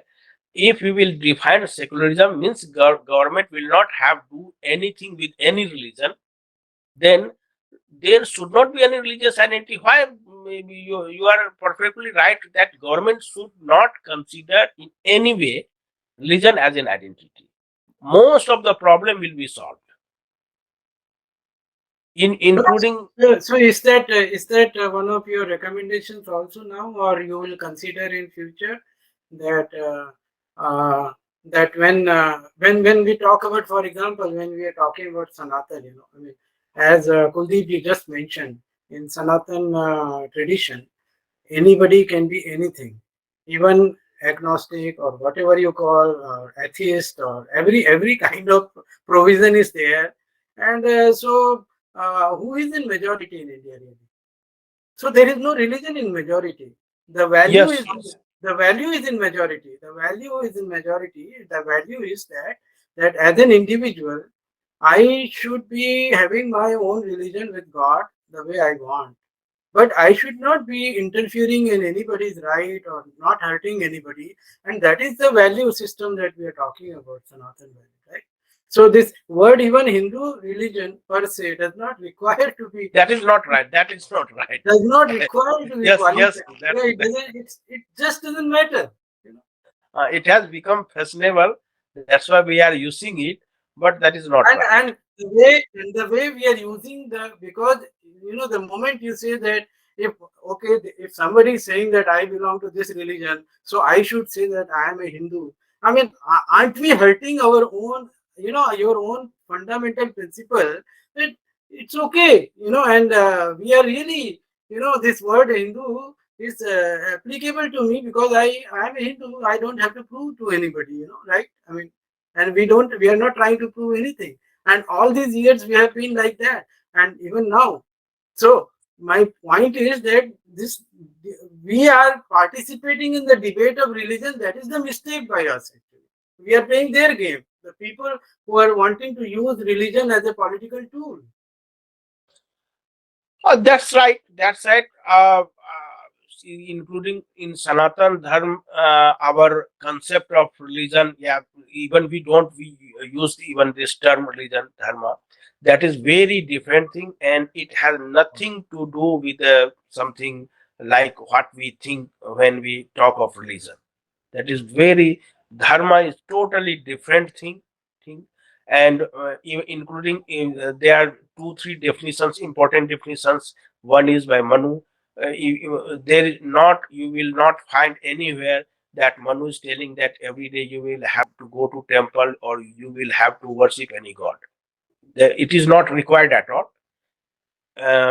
In Vaisesik Darshan, it has been defined that all actions, everything that uplifts you or that is in public interest, that is religion. So Yeah, and there is so these so we if we keep in mind these definitions of our dharma, then actually there will not be any issue. But the problem is even our government is taking into account Abrahamic views on religion. That is the problem. yeah, so see, you have mentioned, and this is all well known, that Christian countries like that Protestant and all, basically in anywhere where see घर के अंदर भी दो भाई debate करना चाहते हैं, the moment वो डिबेट का अधिकार यदि छीन लो तो एक रिबेल पैदा होता ही होता है, तो प्रोटेस्टेंट पैदा होते हैं, फिर उसके बाद ये शिया है, सुन्नी है, हर प्रकार की डिबेट की गुंजाइश जब लोग नहीं देते हैं तो उसमें एक के बाद दो और दो के बाद में 200, ये तो बनने का ह्यूमन नेचर है। मेरा कहने का मतलब है जब क्रिश्चियन कम्युनिटी में भी तो कंट्रीज में जो आपने बताया ना कि 20% एग्नोस्टिक हैं और जो साइंटिस्ट भी हैं उसमें कितने लोग तो सनातन वैल्यूज को मानते हैं, तो वो लोग मतलब let's make a difference between missionaries and the Christians. I mean, Christian may be a large population, but there are only a few Christians who are acting as a missionary and वो अपना जो Christian identity को politically utilize करना चाहते हैं. बिल्कुल, that's I right. mean, That is we the need real to problem. make distinction between different kinds of Christians also, different kinds of Yes. Muslims also. So anyway, Yeah. this was my point that we are playing a game started by somebody else in the name of religion, whereas we should take a stand that religion has no place here. Everybody is free. So issue of conversion also is not relevant because like if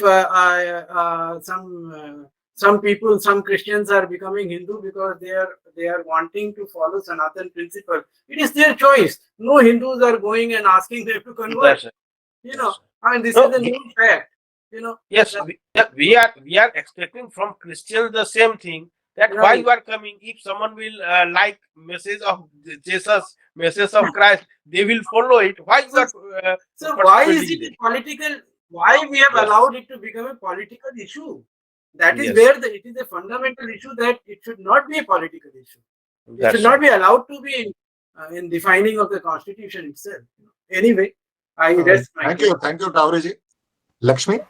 Yes, sir. Can I ask? Yeah. Sir, in your report, you've spoken about the need to rationalize minority policy.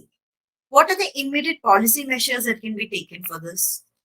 If you will give a lot of incentives to become minority, everybody would like to become minority. That's why I have said in my report that government of India should rationalize its policy. To become minority should not become so lucrative that everybody will try to become minority.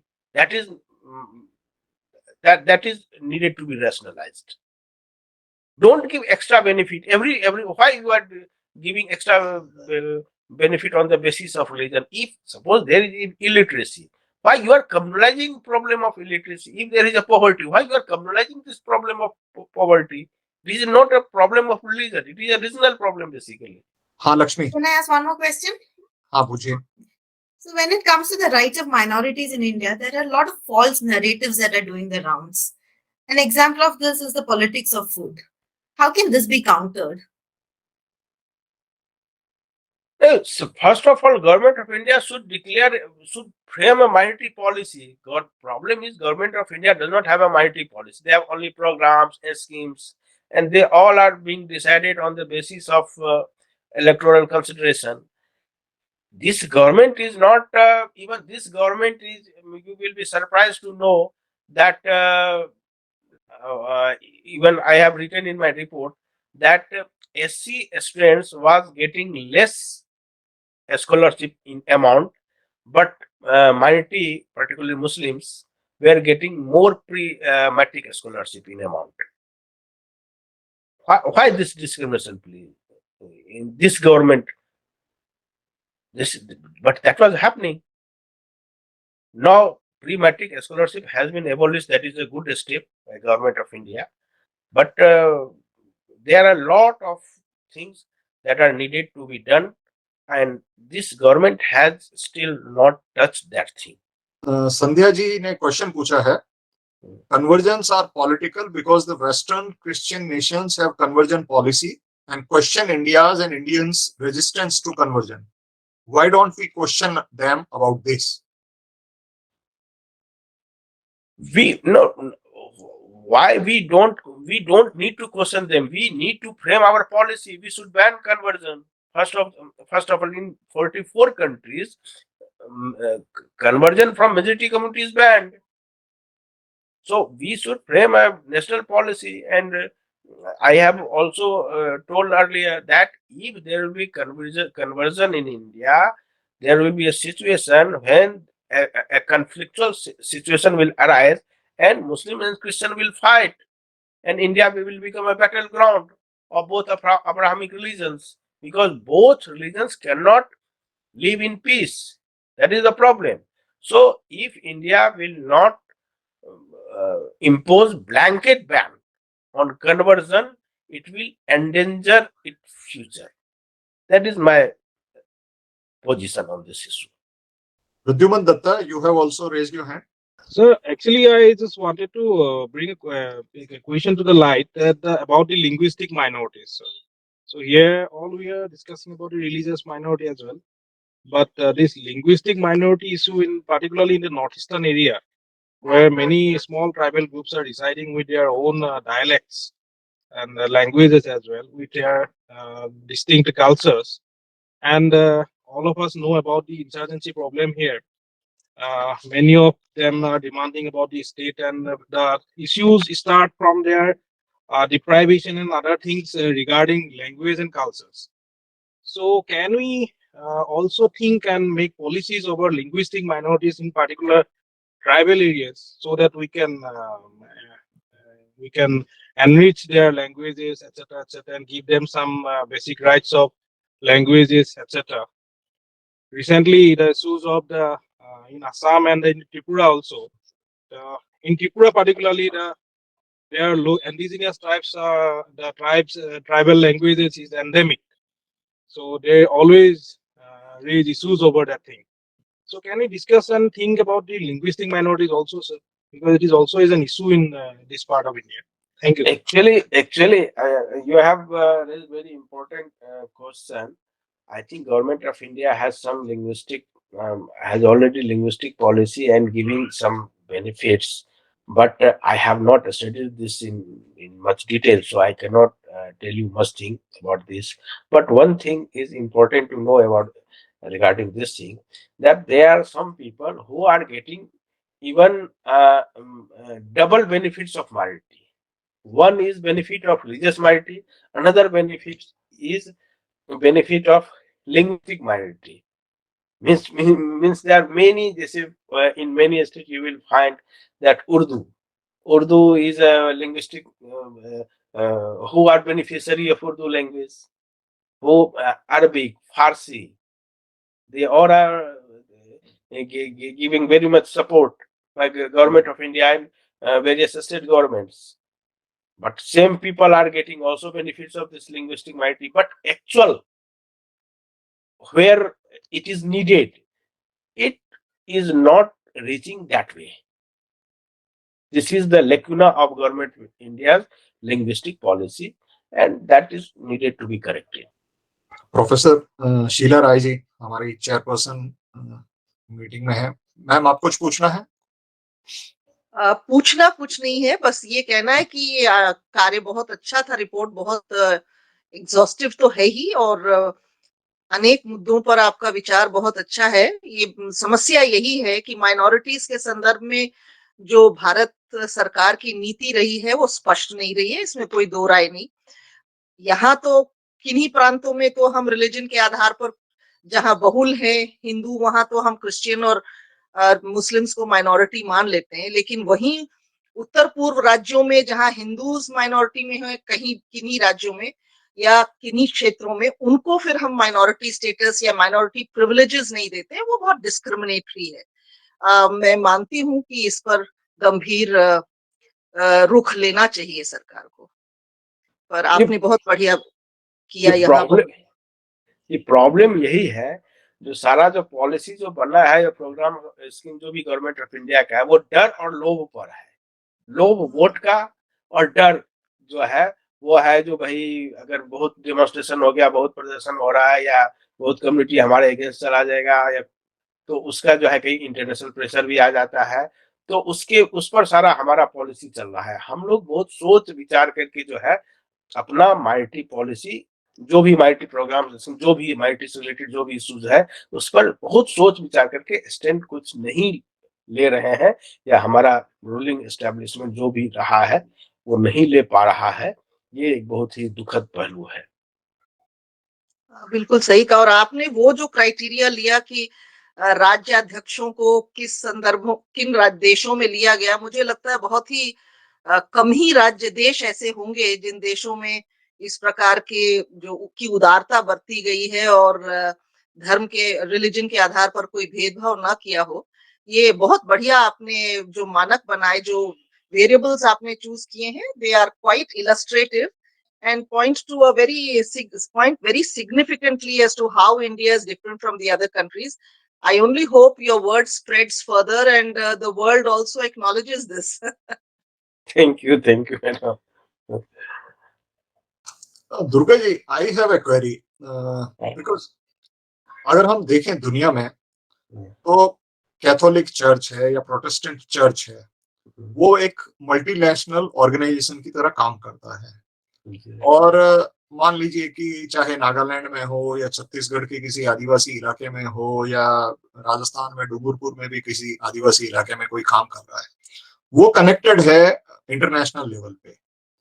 और एक बहुत, जिसे हम कहते हैं कि powerful और बहुत rich, resourceful, politically powerful organisation है जिसका वो पार्ट है। तो जब एक वर्ल्ड लेवल, उसी तरह हम अगर इस्लाम का देखें, तो एक आपने जैसे ओआईसी का जिक्र किया, इस्लामिक कंट्रीज का एक पूरा यूनिटी है, और एक बहुत बड़ा उनका एक एफिलिएशन जो रहता है ग्लोबल, जिसे हम कह सकते हैं कि कहीं कोई भी मुसलमान हो रहा है तो उसके, जैसे उन्हें चिंता है म्यांमार में क्या हो रहा है, पाकिस्तान, अफगानिस्तान में कुछ होता है तो भारत की उर्दू मीडिया उसे अपनी विक्ट्री के रूप में बताती है कि देखिए तालिबान ने भगा दिया और इस्लाम जीत गया, अमेरिका को भागना पड़ा इस्लाम के सामने। तो ये जो वैश्विक एक तरह का भाईचारा और अफिलिएशन है, और उनके लिए आपस में एक दूसरे के लिए जुड़ाव भी रहता है, और जॉब्स में उनको बेनिफिट है, उनको फाइनेंशियली सपोर्ट सिस्टम है। भारत में हम जानते हैं कि अरेबियन कंट्रीज से कितना पैसा आता है धर्म के प्रचार के लिए, उन सब कामों के लिए। तो क्या ये मुद्दा अब नहीं उठाना चाहिए कि भाई आप विश्व स्तर पे इतने देशों में आप जब बैठे हो, तो आप किसी भी देश में आप माइनॉरिटी अपने आप को कैसे कह सकते हो? देखिए, चूंकि अब माइनॉरिटी का मतलब एक जो आधार है वो तो कंट्री वाइज है, तो आप इंटरनेशनल लेवल पर तो वो लोग मेजोरिटी है ही। इंटरनेशनल इंटरनेशनल माइनॉरिटी तो मतलब सनातन धर्म वाले लोग हैं, या बाकी रिलीजन वाले हैं, इंटरनेशनल माइनॉरिटी तो वो है। लेकिन दिक्कत ये है, जो वो यहाँ के भी जो रीजन है, जो इंटरनेशनल माइनॉरिटी है, वो तो अपना वॉइस रेज ही नहीं करते हैं दूसरे किसी कंट्री में, जो हमको भी बराबर का अधिकार चाहिए, हमको ये चाहिए, हमको वो चाहिए, कोई नहीं रेज कर रहा है। लेकिन यहाँ तो भाई वो लोग, जो आप जो नेटवर्क की बात बताए, वो तो है ही, इंटरनेशनल नेटवर्क है, दोनों का कैथोलिक का अपना नेटवर्क है, जो इस्लामिक जो डिफरेंट सेक्ट्स हैं उसका अपना नेटवर्क है। और दुर्भाग्य का ये है, जो इंडियन गवर्नमेंट से भी उन्हीं लोगों को ज्यादा फायदा पहुंच रहा है, डिफरेंट स्कीम्स, क्योंकि हर एक स्टेट गवर्नमेंट ने माइनॉरिटी डिपार्टमेंट बना रखा है, और केवल एक माइनॉरिटी डिपार्टमेंट ही नहीं है, मिनिस्ट्री ऑफ एजुकेशन से कुछ बेनिफिट मिल जाता है, कुछ जो है सेंट्रल गवर्नमेंट के से मिल जाता है कि मिनिस्ट्री ऑफ माइनॉरिटी अफेयर्स से, स्टेट में डिपार्टमेंट ऑफ माइनॉरिटी अफेयर्स है, फिर अलग अलग कई बोर्ड सब है, उससे बेनिफिट मिल जाता है। तो उन लोगों को तो पूरा बेनिफिट्स है, लेकिन यहाँ जो है वो मतलब वही मैं कह रहा हूँ, जो यहाँ का जो माइनॉरिटी पॉलिसी जो गवर्नमेंट ऑफ इंडिया का है, वो तो सुसाइडल है यहाँ के लोगों के लिए, मतलब खास के सनातन धर्म वगैरह लोगों के लिए जो है, वो जो है वो बहुत ही काउंटर प्रोडक्टिव है। वो तो उसके इंटरेस्ट को बहुत ज़्यादा जो है वो सर्व नहीं कर रही है। थोड़ा बहुत अभी जो है वो थोड़ा गवर्नमेंट जो है थोड़ा सेंसिटिव हुई है, तो थोड़ा बहुत मैसेजिंग कर रही है। काम बहुत बेनिफिट दे रही है ऐसा कुछ नहीं है, मैसेजिंग का काम हो रहा है। तो आप ये कह सकते हैं जो पहले से स्थिति सुधरी है, लेकिन अभी भी बहुत कुछ किए जाने की ज़रूरत है, जिससे कम से कम इक्विवेलेंस क्रिएट हो। अभी इक्विवेलेंस भी नहीं है, अभी भी आप डिसएडवांटेजेस पोज़ीशन में हैं, माइनॉरिटी कम्युनिटी की अपेक्षा। इसीलिए कोई जो है, आप लोग सोचते हैं जो भाई माइनॉरिटी से मेजॉरिटी में क्यों नहीं आना चाहता? भाई माइनॉरिटी से मेजॉरिटी कम्युनिटी में कोई कन्वर्ट क्यों होगा? डिसएडवांटेजेस पोज़ीशन में कोई क्यों आना चाहेगा? यहाँ तो आप मेजॉरिटी कम्युनिटी में है तो आप डिसएडवांटेजेस पोजीशन में है, तो ये कोई मतलब पता नहीं जिसने भी मतलब जो भी चल रहा है, ये कोई बहुत सोच विचार करके तो नहीं ही बनाया गया है। और अभी भी लगता है इस विषय पर बहुत कुछ किया जाना बाकी है, कुछ खास हुआ नहीं है। अभी भी सिचुएशन जस का तस है। प्रोफेसर प्रमोद कुमार जी ने सवाल पूछने के लिए हाथ खड़ा किया है। जी। दुर्गा जी नमस्कार। नमस्कार, नमस्कार। मेरा मानना है कि कभी तो हम बोलते हैं कि हमारे यहाँ कोई रिलीजियस माइनॉरिटी है ही नहीं, हम सब एक हैं, हमारी पूजा पद्धति अलग है। कोई कहता है कि हमारा डीएनए भी एक है। तो फिर इसमें मेजॉरिटी माइनॉरिटी की बात कहाँ आती है, पहली चीज़। दूसरी चीज़, हम बोलते हैं कि हिंदू तो कोई रिलीजन है ही नहीं, हिंदू तो एक धर्म है। तो फिर ये कन्वर्सन, एक रिलीजियस कन्वर्सन की बात कहाँ से आती है? तो मुझे लगता है कि हम पूरे रूप से कन्फ्यूज़्ड हैं कि माइनॉरिटी क्या है, रिलीजन क्या है, हम खुद हिंदू धर्म है, रिलीजन है, क्या है? तो ये एंटी कन्वर्जन की बातें करना थोड़ा-सा लगता नहीं है कि पूरा देश कन्फ्यूज़्ड है? मेरा पहला क्वेश्चन। दूसरा क्वेश्चन है कि इस पूरे देश, जब से जनरल इलेक्शन हुआ है, शुरू से 1952 से लेके आज तक, एक भी ऐसा इलेक्शन नहीं हुआ है जो रिलीजन बेस पे ना रहा। हमेशा रिलीजन की बात कही जाती है। वहाँ पर ही उस देश से जो टोटली कन्फ्यूज़्ड है रिलीजन के मामले में, ये एक्सपेक्ट कर रहे हैं कि वहाँ के राजनेता कोई रिलीजियस पॉलिसी बना देंगे। आपको लगता है कि संभव है? देखिए, कन्फ्यूजन की जो भी आप बात किए हैं, तो उससे तो इनकार करना मतलब शायद सही को नकारना है। कन्फ्यूजन है, मुझे भी लग रहा है। तो कन्फ्यूजन कई इश्यूज पर जो है वो उभर आ रहा है, लेकिन मुझे लगता है उसका एक कारण ये भी है, जो हम चाहते हैं जो समाज में जो है एक सामंजस्य बना रहे। तो इसके कारण जो है, जो हम एकता के क्या-क्या सूत्र हो सकते हैं, उसको हम ढूँढ-ढूँढ करके एक्सप्लोर करते हैं और कहते हैं भाई ये एकता के सूत्र है, इसमें हम सब एक हैं। लेकिन हम ठीक है, हम बहुत सारे इश्यूज़ में हम एक हो सकते हैं, लेकिन हम अलग हैं, ये बात भी सही है। और जो कन्वर्जन की जो आप बातचीत किए हैं, तो ये अब देखिए, हिंदू जो है वो एक मेरे समझ से एक अम्ब्रेला टर्म है, जो जो विभिन्न जो बाकी हमारे यहाँ जो है उसके लिए एक अम्ब्रेला अम्ब्रेला टर्म है। और हिंदुत्व को मतलब अगर राष्ट्रवाचक शब्द के रूप में मुझे नहीं लगता है जो ये बहुत सही शब्द है। क्योंकि राष्ट्रवाचक के लिए आपके पास भारत है, इंडिया है, हिंदुस्तानी है, ये सब ऑलरेडी है। तो हिंदू को भी जो है अब राष्ट्रवाचक शब्द में यूज़ करके जो है, वो मुझे लगता नहीं है जो ये बहुत ही मतलब सेंसिबल मुझे नहीं लगता है। हिंदू राष्ट्रवाचक शब्द नहीं हो सकता। हिंदू जो है वो इंडिया में जितने भी रिलीजन पैदा हुए हैं, जो भी है, उसके जितने मानने वाले लोग हैं, उसके लिए आप टर्म उस शब्द को यूज़ कर सकते हैं। और जो अब्राहमिक रिलीजन को मानने वाले हैं, उसको भी आप कहेंगे, तो आप भी हिंदू हो तो फिर मतलब मुझे थोड़ा अटपटा-सा लगता है। अब ज़बरदस्ती किसी को हम अपना बनाने के लिए चले भाई, वो भी तो हाथ आगे बढ़ाए तभी तो आप मिल सकते हैं। वो अपने अलग आइडेंटिटी चाहता है, आप ज़बरदस्ती उसको इसमें हिंदू शब्द घुसेड़ देंगे, तो उससे कुछ होता नहीं है, उसका कभी कुछ प्रभाव होगा भी नहीं। इसीलिए अभी तक हुआ भी नहीं है। कुछ रियलिटी है, उसको हम लोग इग्नोर करेंगे, तो वो सही नहीं है। आपने एक विषय रखा कि जो SC/ST के स्टूडेंट्स हैं उनको जो मैट्रिक की या अदर स्कॉलरशिप्स वगैरह मिलती है, वो जो अमाउंट है उससे ज्यादा अमाउंट माइनॉरिटी के स्टूडेंट्स वगैरह को दिया जा रहा है। और हर साल हम देखते हैं स्टेट गवर्नमेंट, सेंट्रल गवर्नमेंट, उनका बहुत सारा बजट है, और वो बजट है वो इररेस्पेक्टिव ऑफ इकोनॉमिक स्टेटस है। और अब जैसे एक बात अब शुरू हुई है कि पसमानदा मुस्लिम हैं वो 85% हैं, लेकिन वो बिल्कुल पीछे रह गए हैं। जो अशराफ हैं कुछ परसेंट हैं, और वो बहुत ज्यादा सारा पॉलिटिकल और दूसरा सारा बेनिफिट लेते हैं, और गवर्नमेंट की स्कीम्स का भी सारा बेनिफिट वो ले रहे हैं।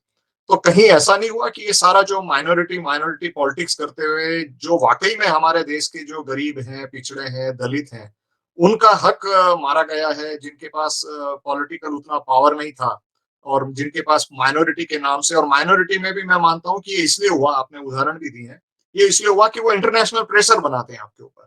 आपकी आपकी चाहे फंडिंग के नाम पे, आपको चाहे किसी इंटरनेशनल ऑर्गेनाइजेशन में आपको बदनाम करने के नाम पे, आपका कभी तेल के नाम पे किसी और, तो वो जो अंतरराष्ट्रीय संस्थाओं से प्रेशर बना के अपने जो उनके जो फॉलोवर्स हैं, उनसे उनके जो कनेक्टेड लोग हैं, उनके लिए कैसे स्पेशल प्रिविलेजेस दिए जाएं, और उस प्रिविलेजेस की जो कॉस्ट है वो हमारे देश के गरीब, दलित हैं, पिछड़े हैं, उनको देनी पड़ी है पिछले 50, 60, 70 सालों में।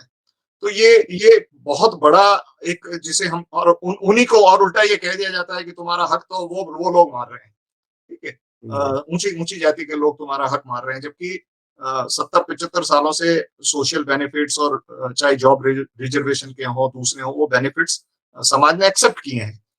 तो ये कहीं इस मुद्दे को भी उठाना नहीं चाहिए कि कितना बजट है जो आपको देना है, तो आप पॉवर्टी के बेसिस पे कुछ डिसाइड कीजिए। आप रिलीजन के बेसिस पे, और वो भी कोई मतलब अजीम प्रेम जी के बेटे को भी वही बेनिफिट मिल रहा है जो हमारे किसी स्वीपर के बच्चे को मिल रहा है, इवन आपने तो कहा वो ज्यादा मिल रहा है उनको। तो ये बहुत बड़ा अन्याय नहीं हो रहा है? बजटरी एलोकेशन, आप शायद आश्चर्यचकित हो जाएंगे, जो गवर्नमेंट ऑफ इंडिया का जो 2021-22 का जो बजटरी एलोकेशन था, वो मिनिस्ट्री ऑफ माइनॉरिटी अफेयर्स का जो था, वो ministry of information and broadcasting से 1.25 गुना ज्यादा था। मिनिस्ट्री ऑफ कल्चर से 1.76 फोल्ड ज्यादा था। और करीब मैंने पाया जो करीब 33-34 मिनिस्ट्री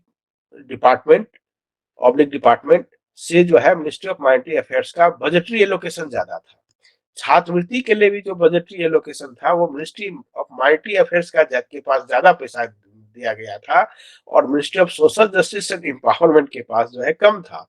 उसके पास 750 करोड़ था, और उसके पास 1250 करोड़ के आसपास, एग्जैक्ट नहीं याद है, मैंने रिपोर्ट में लिखा है, जो उसको एलोकेशन है। तो जब आप एलोकेशन में ही अब डिस्क्रिमिनेट कर देंगे, तो फिर अमाउंट में भी जो है वो डिस्क्रिमिनेशन तो होना ही है। तो और दूसरा जो आप एक मुद्दा उठाए, तो देखिए जो मुस्लिम कम्युनिज्म है बेसिकली, ये बात सही है, जो बहुत हद तक जो है वो अशराफ कम्युनिटी का है कम्युनलिज्म, क्योंकि अशराफ कम्युनिटी जो हायर कास्ट है मुस्लिम में, वो मतलब इस्लाम का यूज करके वो कम्युनिटी पर अपना कंट्रोल बना करके रखता है। और आप जो पसमानदा पॉलिटिक्स की जो बात हो रही है, मुझे नहीं लगता वो कहीं पहुंचेगी, क्योंकि इस्लाम जो है बहुत रिलीजन सेंट्रिक कम्युनिटी है, और रिलीजन पर है अशराफ कम्युनिटी का पूरा कंट्रोल है। और अशराफ कम्युनिटी जो है वो उसको उस फंदे से बाहर निकलने देगा नहीं, ठीक है। वो अपना पूरा जो है कंट्रोल रखने के लिए उसको रिलीजियस इशू जो है उसके उसी के आसपास जो है वो कम्युनिटी को रखना चाहेगा। इसीलिए आप कितना भी कोशिश कर ले पसमानदा आप ये करके हम सब डिवाइड करके हम सब वोट ले ले, तो मुझे नहीं लगता है उसमें बहुत ज्यादा सफलता मिलेगी। आप सबका बहुत बहुत आभार।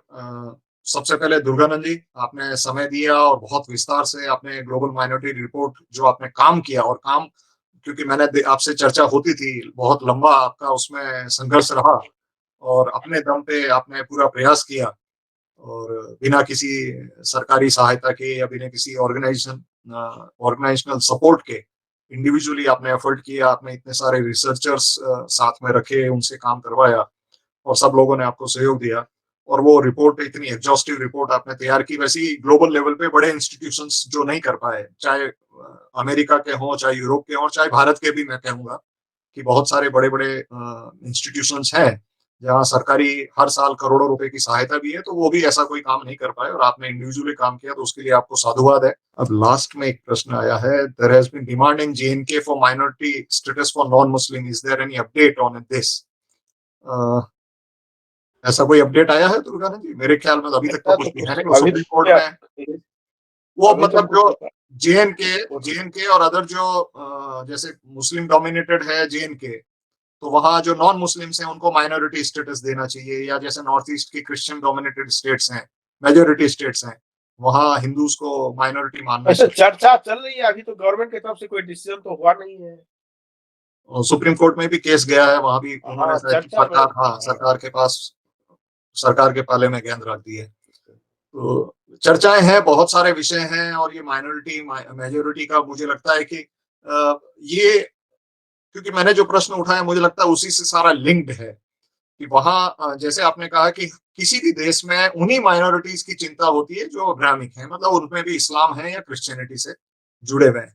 बाकी माइनॉरिटी अगर कहीं मार खा रही है तो उनके लिए कहीं कोई प्रश्न नहीं है, उनके लिए कहीं कोई चिंता नहीं है। जैसे आपने कहा, चाहे बांग्लादेश है, चाहे पाकिस्तान है, चाहे किसी और अरब के country है, अगर कोई एक परेशान है एक एक कुलदीप जी, मैं ये कहूंगा कि state wise minority majority list की बनाने में दिक्कत है, इसीलिए है सरकार को, because they have not defined the minority till now. The word minority whom it applies in this country, they have not defined it. So without a definition, how can they categorize? Actually मैं वही कह रहा था कि ये जो majority minority का जो डिफरेंशिएशन है या नॉमेनक्लेचर है, ये खड़ा इसलिए किया गया विश्व स्तर पे कि कन्वर्जन का जो पूरा एजेंडा है वो चलता रहे, और जो पावरफुल हैं, जो देश में जो देश संख्या में भी अधिक हैं, ताकत में अधिक हैं, अर्थव्यवस्था में बड़े हैं, और विश्व वैश्विक संगठनों में उनकी बहुत बड़ी संख्या और प्रभुत्व रहता है, वो अपने एजेंडा और अपने लोगों के सुख सुविधा के लिए और उनके हम कह सकते हैं कि ग्लोबल अलायंस को मजबूत करने के लिए लगातार इस मेजोरिटी माइनॉरिटी की पॉलिटिक्स का डंडा वो चलाते हैं। और जहां उनका इंटरेस्ट नहीं होता, चाहे आप किसी देश में बुद्धिस्ट मार खा रहा है या हिंदू मार खा रहा है, या कहीं कोई सिख को अफगानिस्तान में तकलीफ हो रही है उसको वहां से भगाया जा रहा है, तो उसके लिए उनको कोई इंटरेस्ट नहीं है। उनका इंटरेस्ट है कि जो उनके साथ ग्लोबल दो अलायंस हैं बड़े, वो दो ग्लोबल अलायंस अपने लोगों के भलाई के लिए, अपने लोगों की सुख सुविधा और अधिकारों के लिए, ये मेजोरिटी और माइनॉरिटी की मुझे लगता है पूरी पॉलिटिक्स चलाई जाती है। दुर्गानंद जी ने एक इनिशिएटिव लिया है और उनको आईना दिखाया है कि आप असलियत में आप क्या कर रहे हो, आपकी जो पॉलिटिक्स है, आप जिस देश पे आप सबसे ज्यादा आरोप लगा रहे हो, वहां तो सबसे ज्यादा छूट और सबसे ज्यादा अधिकार है माइनॉरिटीज को। और मुझे लग रहा है इस डिबेट को हमें आगे ले जाना चाहिए, और ये जो मेजोरिटी माइनॉरिटी आज जो प्रश्न उठा कि मेजोरिटी माइनॉरिटी का जो सवाल है, इस सवाल पे ही सवाल उठाना चाहिए कि भाई ये क्या है मेजोरिटी, क्या है माइनॉरिटी।